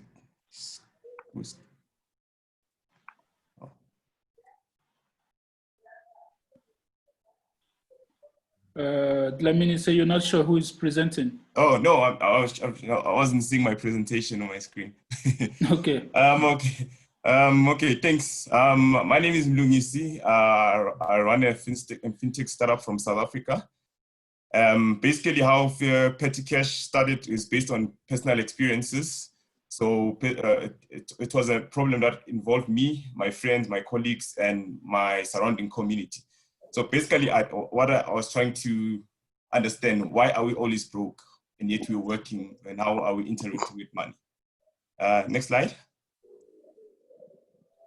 So what I noticed is like about 60% of South Africans are broke in the first 5 days after getting paid. And most of them rely on credit cards and overdrafts just to sustain them throughout the month. And some even go to loan sharks because they don't have access to this credit cards or formal credit. Next slide. So what I noticed that people are lacking discipline in terms of money, discipline and financial literacy. So we as PettyCash created a financial management platform that locks your money for specific needs and helps people to save, helps them in building and maintaining a healthy credit score. Next. So how PettyCash works? So PettyCash is a card powered by MasterCard. So a client loads in money into a PettyCash card and categorizes the money according to your spending needs. So you create a budget on the card. So whenever you swipe a PettyCash card in a transport-related merchant, let's say a gas station, money from the petrol from the transport wallet would be deducted. And the same goes for the other categories in the PettyCash system. Next.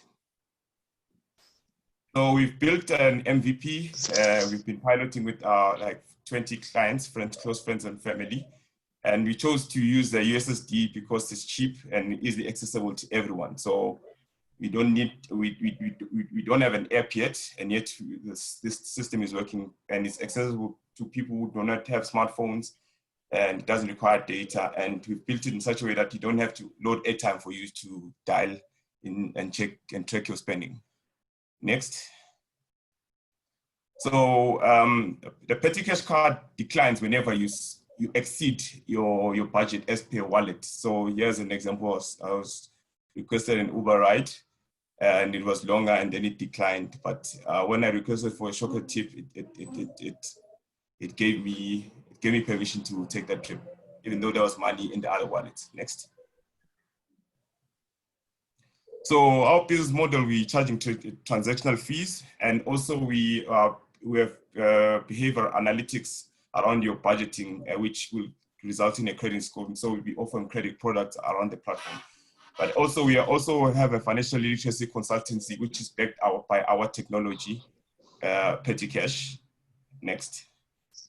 Dlamini, you have 2 minutes left. Our competition, basically, it's this huge financial institutions that basically they've got apps within their, they've got apps that help you track your spending, and also they integrate with your bank accounts. Next. But our competitive advantage is we don't just track, but we ensure that you remain disciplined with the amount you specify for those particular categories. And we help you build your credit score. And as I've alluded before, the USSD being cheap and easily accessible. And also our platform acts as a bank account for people who are not who are financially excluded by these big financial firms. Next. Our market adoption, we're looking at businesses who will use a PettyCash card as for PettyCash, the common PettyCash, and also the employees, the working class, since they are part of that 60%, we want to help them to be financially fit. And at the same time, we're also looking for businesses who are sponsoring students in terms of scholarships and bursaries. And lastly, parents who have got kids in high school, instead of having a student account, or let them have a PettyCash account so that you can track how your money is being spent by your child. Next. We've got a very young and dynamic team, which has experience ranging from tech to financial consultancy. Next. Dlamini, you have 1 minute, please. We've been incubated by some of the best incubators in South Africa, and which includes AlphaCode and RaceCorp, just to mention a few. Next slide.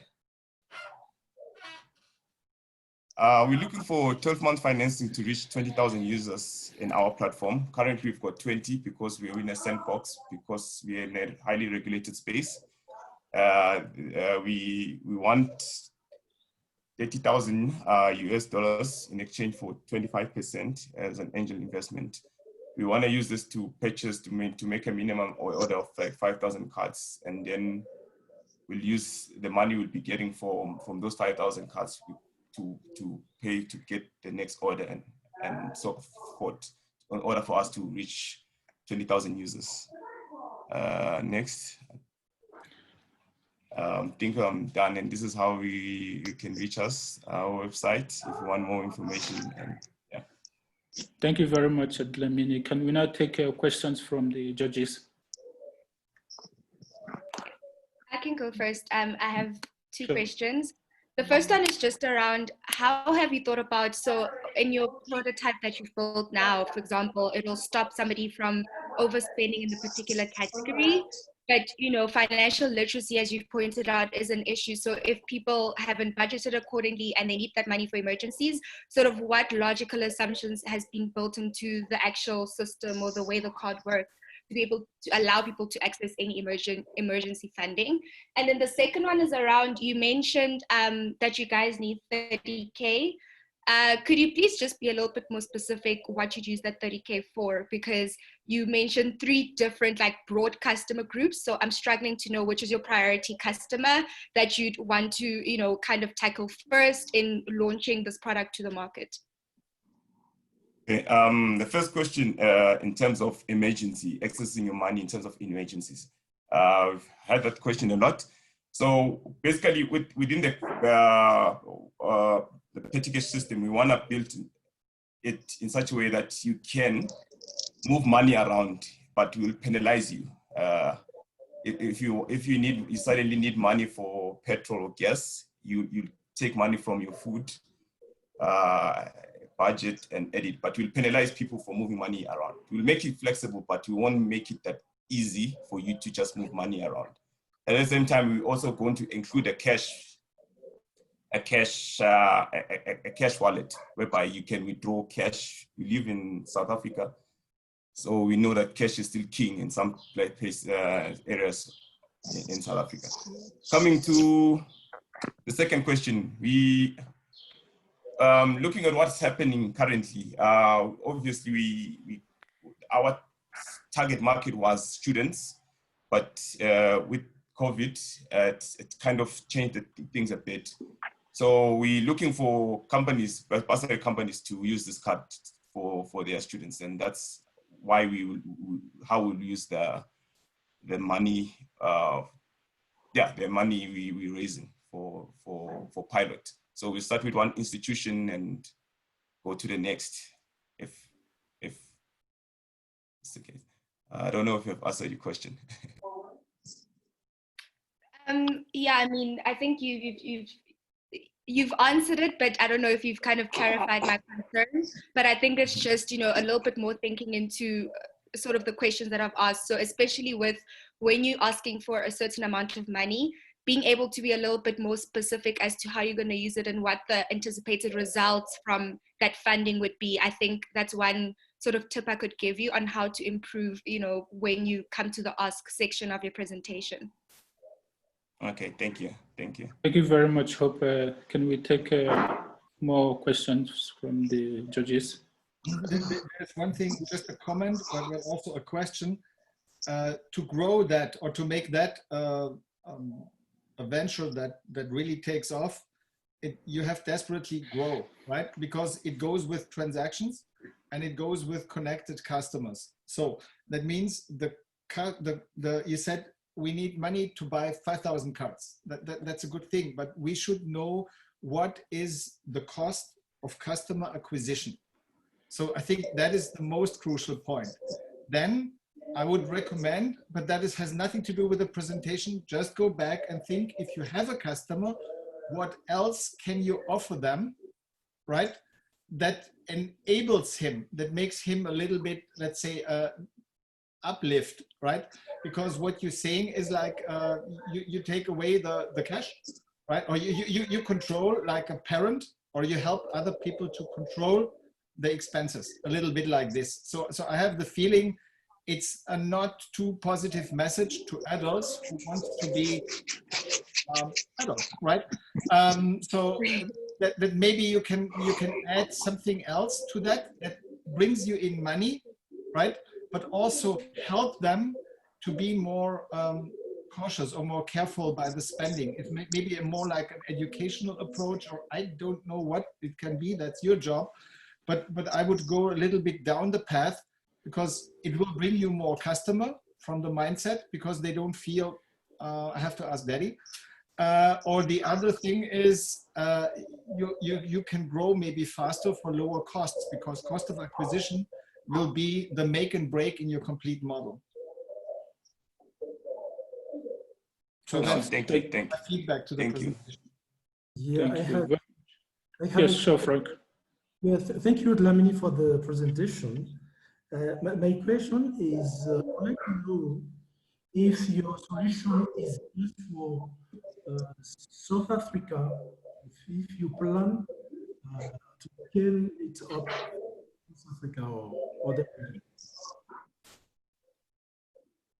Yes, I do plan on going outside South Africa, but well, I need to understand my market first before I can start understanding someone else's market.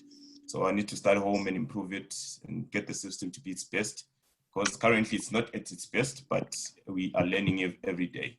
And like what Stefan has said earlier, we've learned that people do not need the tech. They don't understand the technology because a lot of people cannot actually budget. So we've created a podcast, which a lot of people have been engaging with. We're just talking about money, people talking about their problems and how they move around with the little that they have. So we've been learning a lot from people instead of just building from within. So now we're just building from what the clients are telling us. Okay, I just want to say feedback, and I will end up with a question. So I just want to give you my feedback. Thank you for finishing within 5 minutes. That's very good. Nonetheless, you grabbed my attention in the first slide. You want to solve poverty, and you wanna help people to go out of poverty.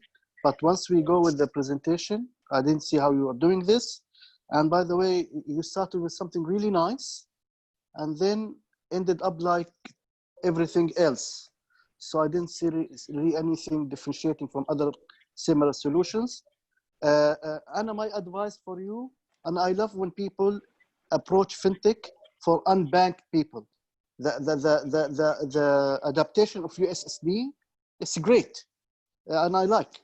There's so many unbanked people that they don't have data in their phones. So this very good point in tapping to those people. Nonetheless, never forget to have for the technology, the real deep technology solution where people do have data and do need application. So try to serve both markets. My question, how you will solve poverty if you're going to penalize them if they choose different budget?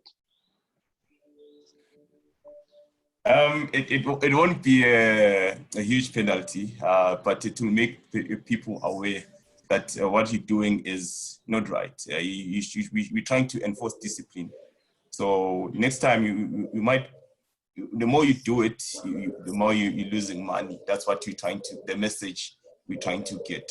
Because a lot of people go to a shop, like the message we're trying to say, like if you go into a shop carrying cash, you wouldn't spend more than what you have. But the fact that a lot of people have cars, they end up buying unnecessary things because they can actually go that far. Behavioral fixing. Okay, fine. Yeah. Fine. Thank you.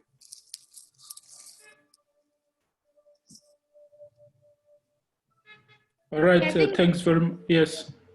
Yes, I was just going to add that I think maybe also you should draw inspiration from some of the other big players across Africa that are trying to solve the same problem.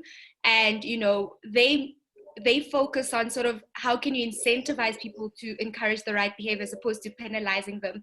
And they've been quite successful. Like if you look at like PiggyVest in Nigeria. So I think just also leverage from the learnings of the other players in the ecosystem, because you're right, I think there is a gap in the South African context, but then I think your model needs a little bit more iteration so that you can really drive the right behavior in the consumer group, as opposed to having the opposite effect actually play out.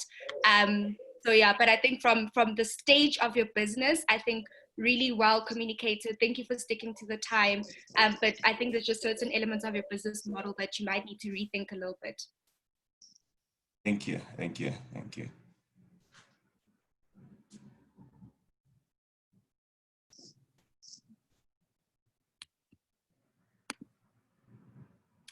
Sita, you are muted. Excuse me.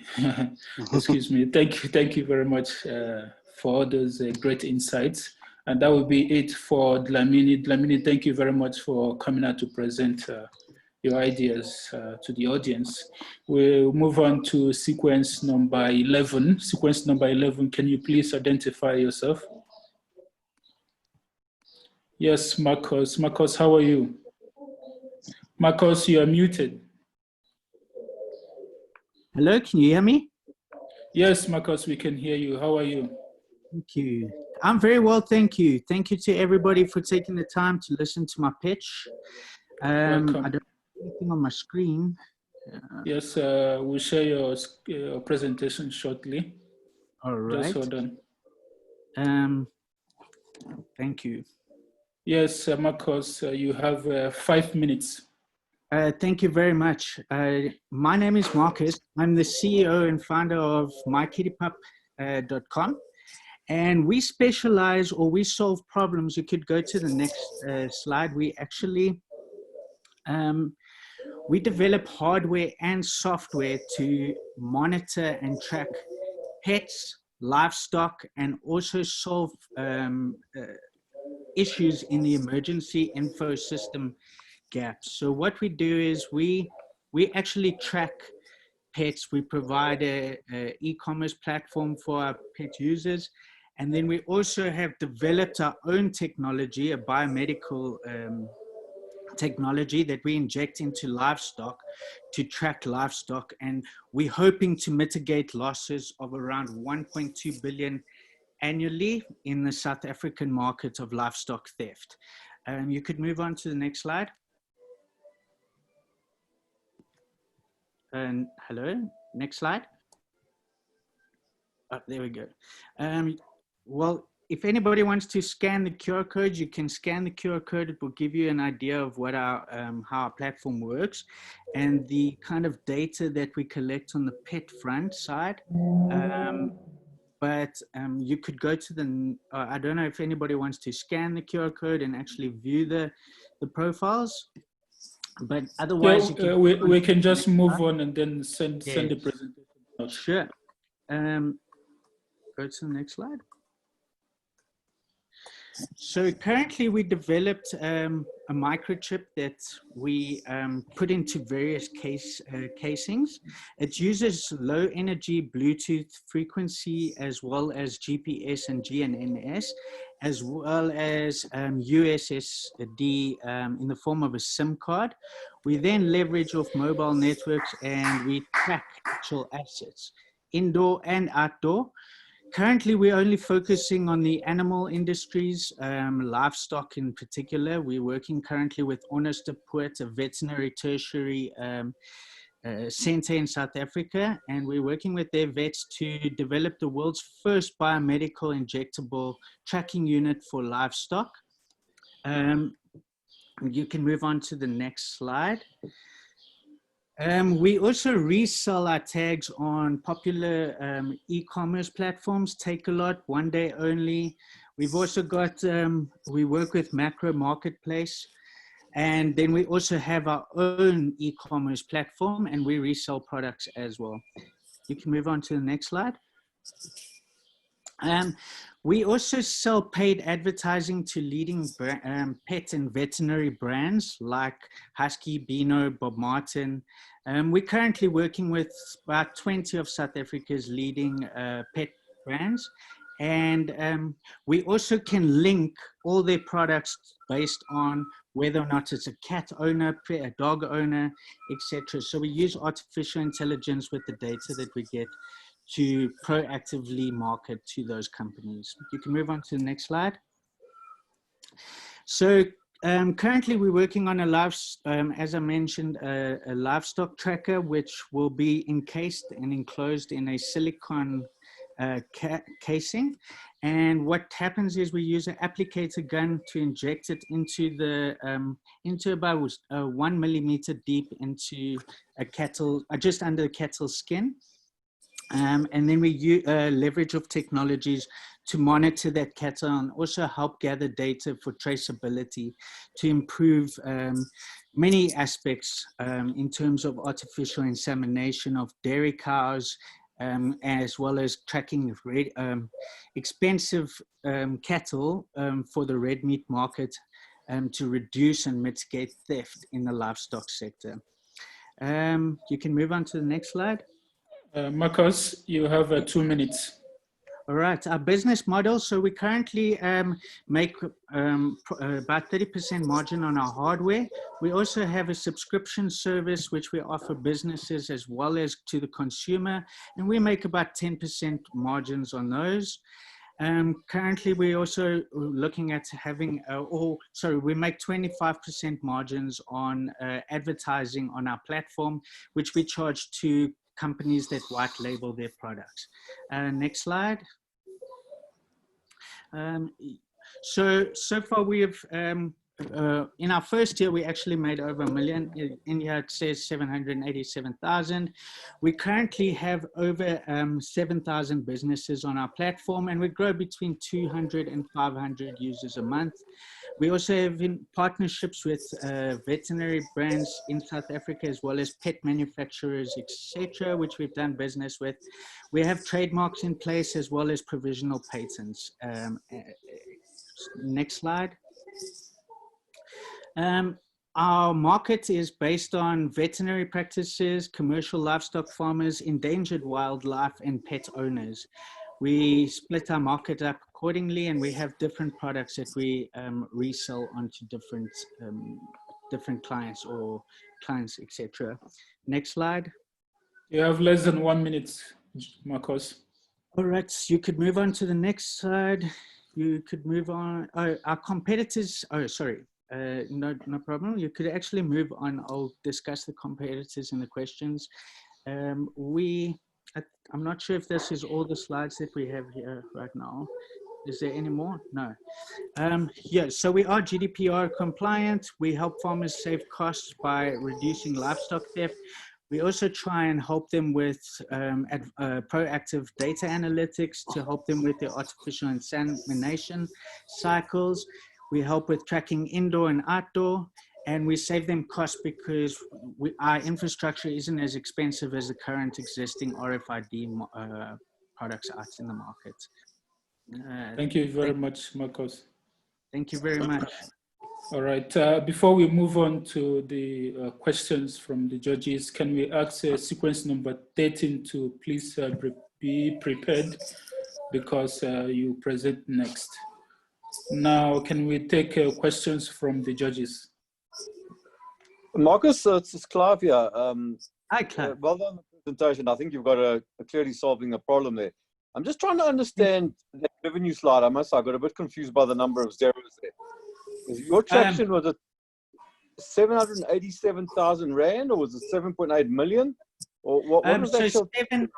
Sorry, that was actually one order that we did. It was 787,000 Rand from Bino, but we did over $1 million in our first year.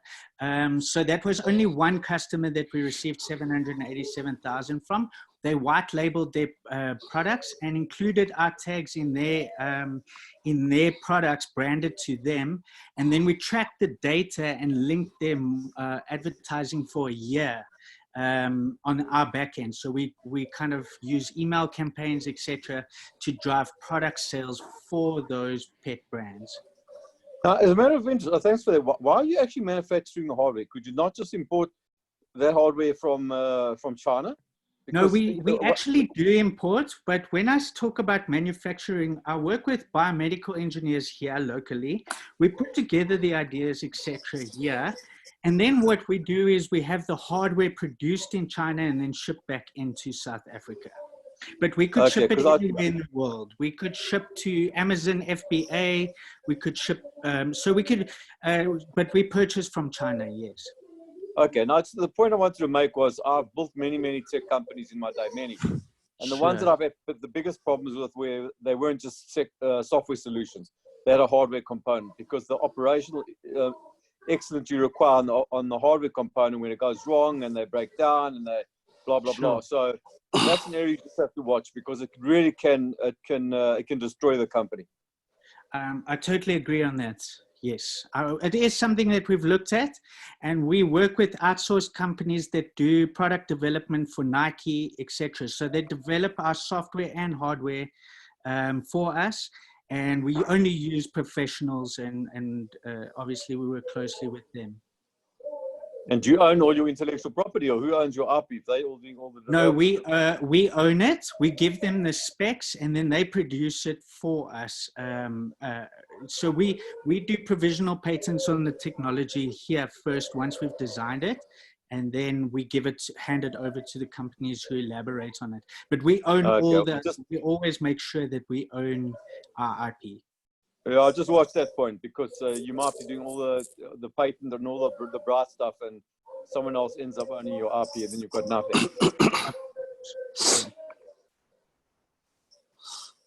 So, and I All just right. I have one quick question, please.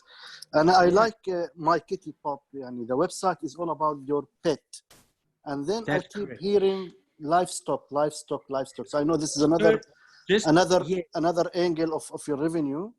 And I'm quite a little bit confused. Are you a pet or a livestock? Because this is huge different products. Yes, we actually do both. So we work with livestock farmers as well as the big pharmaceutical company Verbac in South Africa. So we have a subsidiary product called My Herd Protect. That's on the livestock side. That is, that name isn't included here. It's only on the tablet form that you'll see. The reason you won't see it on the website is because we actually target our advertising to the farmers from a back-end point of view, and the manufacturer resells our product for and on behalf of us. How much the distribution revenue between the both main lines? I beg your pardon? How much? Yeah, give me the distribution of revenues between these two lines. So the distribution of revenues is based on a subscription model as well as on a hardware model. So we sell the initial hardware and we make 30% on that. And then the subscription model is based on a monthly premium to access additional services like monitoring pets, etc. Yeah, from a percentage point of view, the pet is how much making? 30% to 50%, depending on the channel that we're reselling through. Okay. Yeah, thank you very much. Any further question? Actually, not a question, just a comment. I really like the component that you have the livestock on one side and the pet business on the other, because one is I think, at least I assume, a B2B, which is very sustainable, which you can do with pharma companies, which you can do with large farmers or food companies. And the other is a potential market that is growable and that has definitely a higher premium, a higher margin, because you can add around that up to gamification. People love their pet, and maybe they love to talk when two pets are meeting via the app, that they can see what saying hello, or they can track who do you meet with your pet during a walk. I think you can do a lot more with that in a B2C. Yeah, we actually. So I really like it, and I hope I can hear more about that product. Sure. We actually do focus on the user. We do have an artificial intelligence pet journal that reminds them of certain dates, etc. It's built in Facebook Messenger, and we use Janus artificial intelligence with Google. And then we connect the users depending on campaigns that are happening in their area.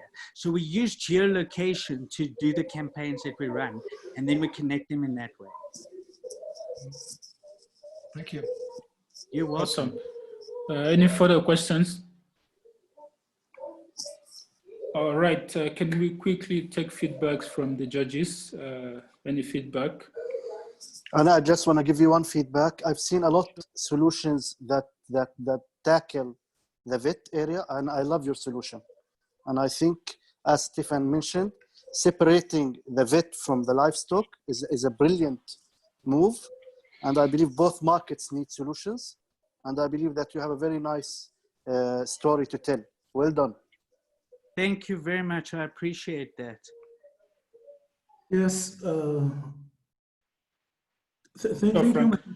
Thank you, Marcus, for the presentation. What I can find is very interesting here as a guarantor will be the possibility to use livestock as a guarantee, because sometimes you have some farmers who all their assets is livestock, and when they go to bank, they cannot give that as asset, as a collateral. Yes, sorry. that's correct. So I think it's a good opportunity for the farmers to use their livestock as guarantee to grow their business. Thank you. That's correct. Yes, thank you, Frank. So we're also looking at working with insurance companies and banking companies. The reason is there needs to be proof of assets on the insurance side. And now that there's proof of assets, especially because it gets injected into the livestock, insurance companies are more likely to insure the product. And then banking also, when they fund livestock purchases and auctions, then this can serve as proof of assets. And there's also traceability. So from the day that the cow is a young cow all the way to an adult, you can track all its vaccinations, veterinary info, which gets used for traceability and telematics for vets later on. Awesome, great. Thank you, everyone. Thank you, Marcos. Thank you, everybody. Great Thank presentation. you very much. Welcome. All right, we'll move on to the last and final page for today. Can we ask sequence number 13? Hi, yes, sequence number 13. Yes, Doreen, how are you? Thank you very much. I'm good, and you're welcome. Sure. You have 5 minutes. Please go ahead. Okay. Thank you for opportunity to present Project Factory Price. This is retail trading platform. We offer easy sale, assured purchase, and earn money on delivery. Please, next slide. As you see, sellers and buyers feel risks.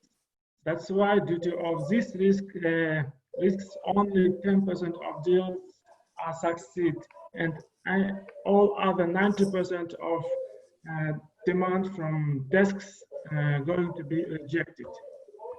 Please, next slide.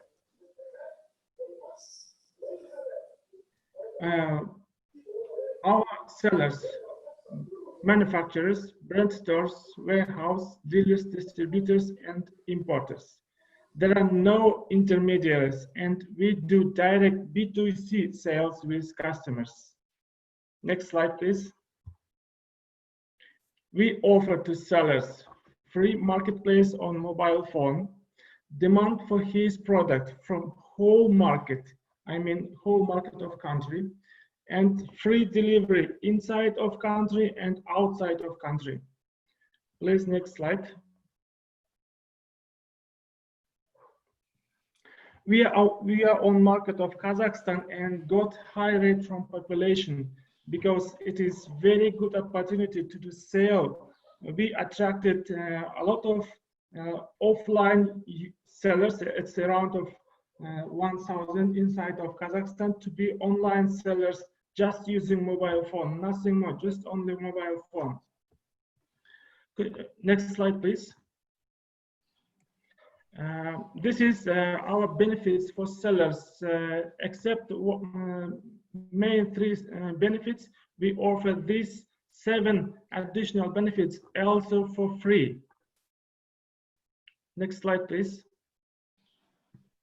We offer for buyers a lot of benefits. So from them, we can select only 3 main benefits for buyers. It is low cost directly from manufacturers, assured payment using escrow payment, and delivery.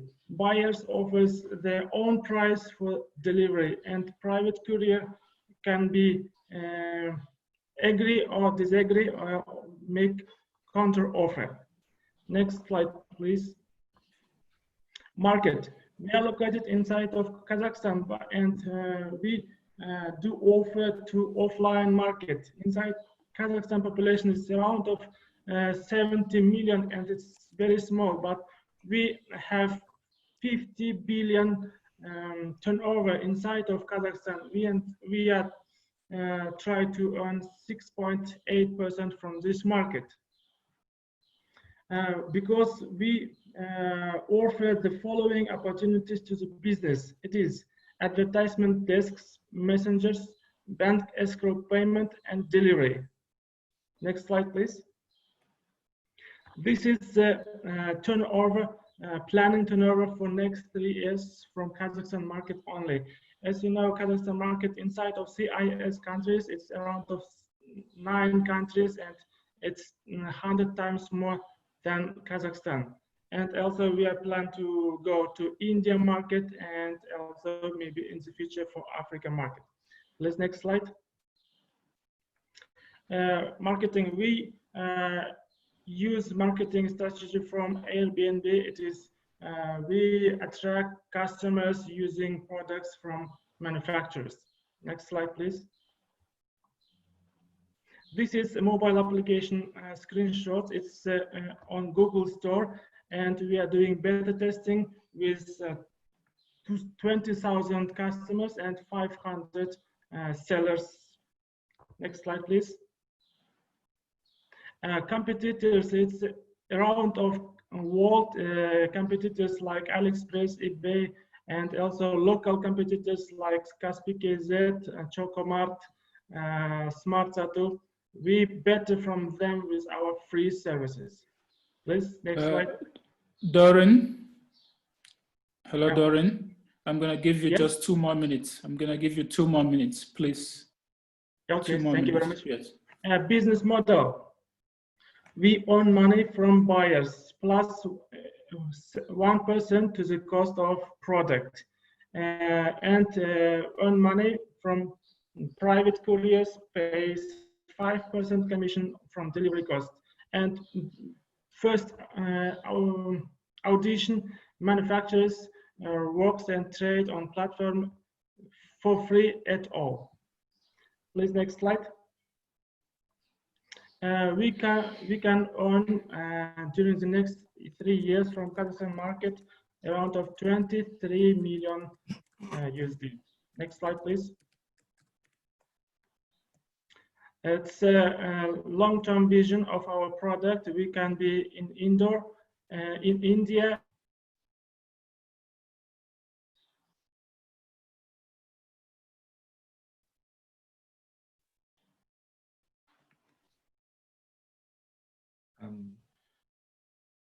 Hello, Doreen, are you there?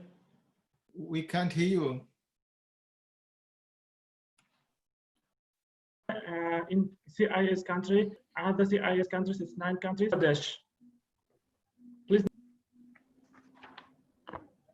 Please, next slide. Hello? Yes, Doreen, you have less than 1 minute, please. Yes, please, next slide.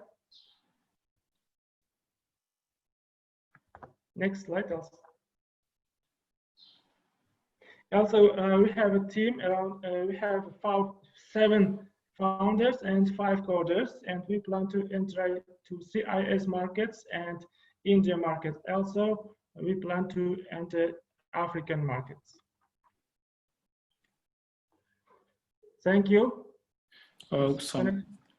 Thank you very much, Doreen. And can we now take the comments, questions from the judges?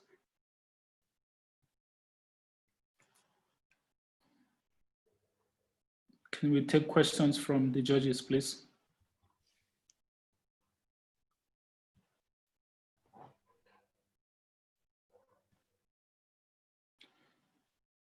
Questions or feedback? Okay, I just have a question. I just want to clarify a little bit in terms of how the operational elements work. and what are the cost implications? So I know you showed us sort of, your projected revenue, projected costs, but one thing that stood out to me when you said you would be guaranteeing like free delivery like internationally as well. So how does that feed into operationally what you'd incur? Yes, we use our similar people to deliver the product. If you in a business trip or in a travel, you can collect a product from this seller and deliver to the buyer abroad of maybe country, inside of country, doesn't matter. You can be as a private courier. Okay, and then you already have like these like partnerships in place, or is this still like a plan? No, it's a partnership. This is all users, all roles for sellers, for buyers, for private couriers are simple people around of ours, and they can do their role, being a seller, being a private courier, being a buyer.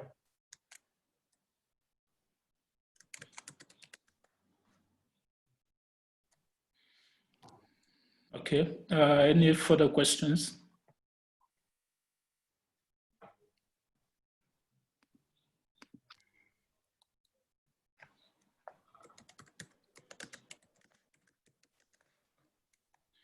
How about feedback? Can we take feedback for Doreen? Yes, I'm happy to give some feedback. For me, the presentation was not easy to understand. Just as the last example, which I showed, the fundraising slide was very complex. It was colorful, a lot of different dots, but I still don't understand how you want to raise money, what you want to do with this money. So I think that is what you should explain on that slide instead of having nice forms there. And then on the other stuff, for me, okay, it was, thank you. It was, I think you should really work a bit more on the way how you present, and maybe less text and easier to grasp, because in this, especially in these days we have now with a lot of online presentations, it becomes more and more important to have the information easy on the screen. And that even like it happens now that maybe if your voice drops for a second, that people can still follow, right? It's a general recommendation for all the participants. It's different to present in a room where you stand on stage and you can also, you're really present, right? And compared to a situation like you now, where you are relying on other technology and just on your voice. Right, so this is something maybe all startups should consider to think about. Are my decks prepared for the current COVID or probably post-COVID time to present in new ways, like here at Finnovation? Thank you very much. We appreciate that. Yes, Awesome. to add on what Stefan have just said, I think, as I was saying at the beginning of our session, it is important to practice, and do not hesitate to ask to people who used to do a pitch deck, okay, to help you so that you can focus on what is important. Thank you. Okay, that's a good idea. Thank you very much. Yeah. All right, that will be it for today. Thank you very much from the judges. We've come to the end of this presentation. Can we take a quickly closing comment from the judges on about the presentations today? Okay, I can start. Thank you. First and foremost, I would like to thank all the startups who take time to present their work to us today. We can see we can see the hard work that is behind what we saw today. But my only word is keep it up. keep it up, take the different advice to fine tune, and come back again, go to other competition, and never give up. Thank you. Thank you very much. I'll go next. Yeah. I just wanted to Yes. say, firstly, thank you to Finnovation Events. I think this is really insightful and a great afternoon, as well as everybody that pitched. I know that it's quite difficult, especially to do it remotely. So I want to give you props for that. And I think my general feedback is, I think Frank just mentioned it.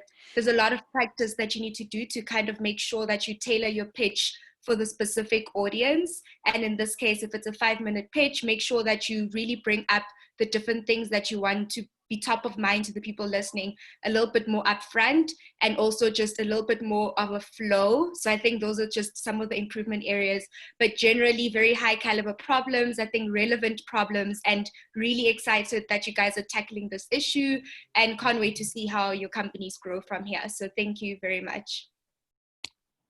Awesome. Thank you, Hope and Stefan. You're mute, Stefan. Sorry.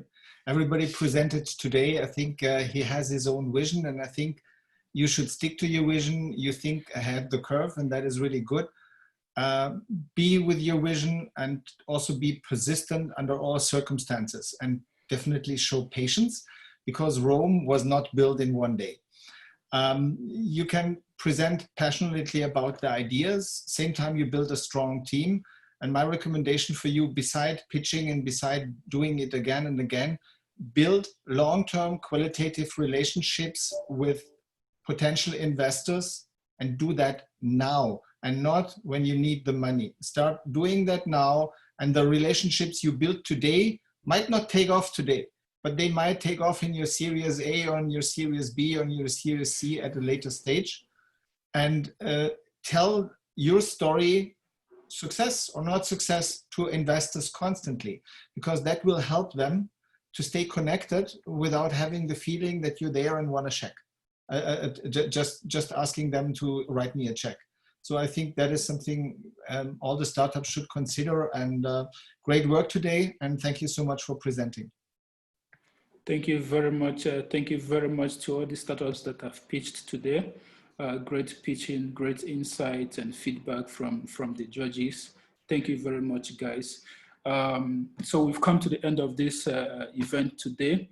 The 3 winners of today's pitch competition will be announced via email and all the various social media handles.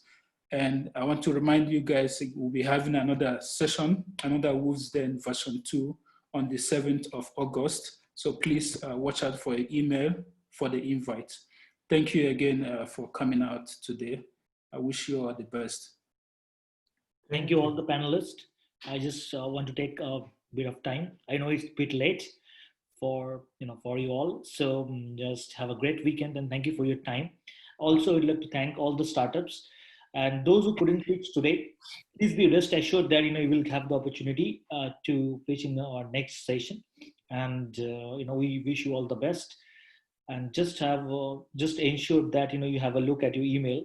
We will be communicating all the relevant information through email, and the winners will be announced and will be put in the social media handles. So thank you once again for all your time. Have a great day. Thank you.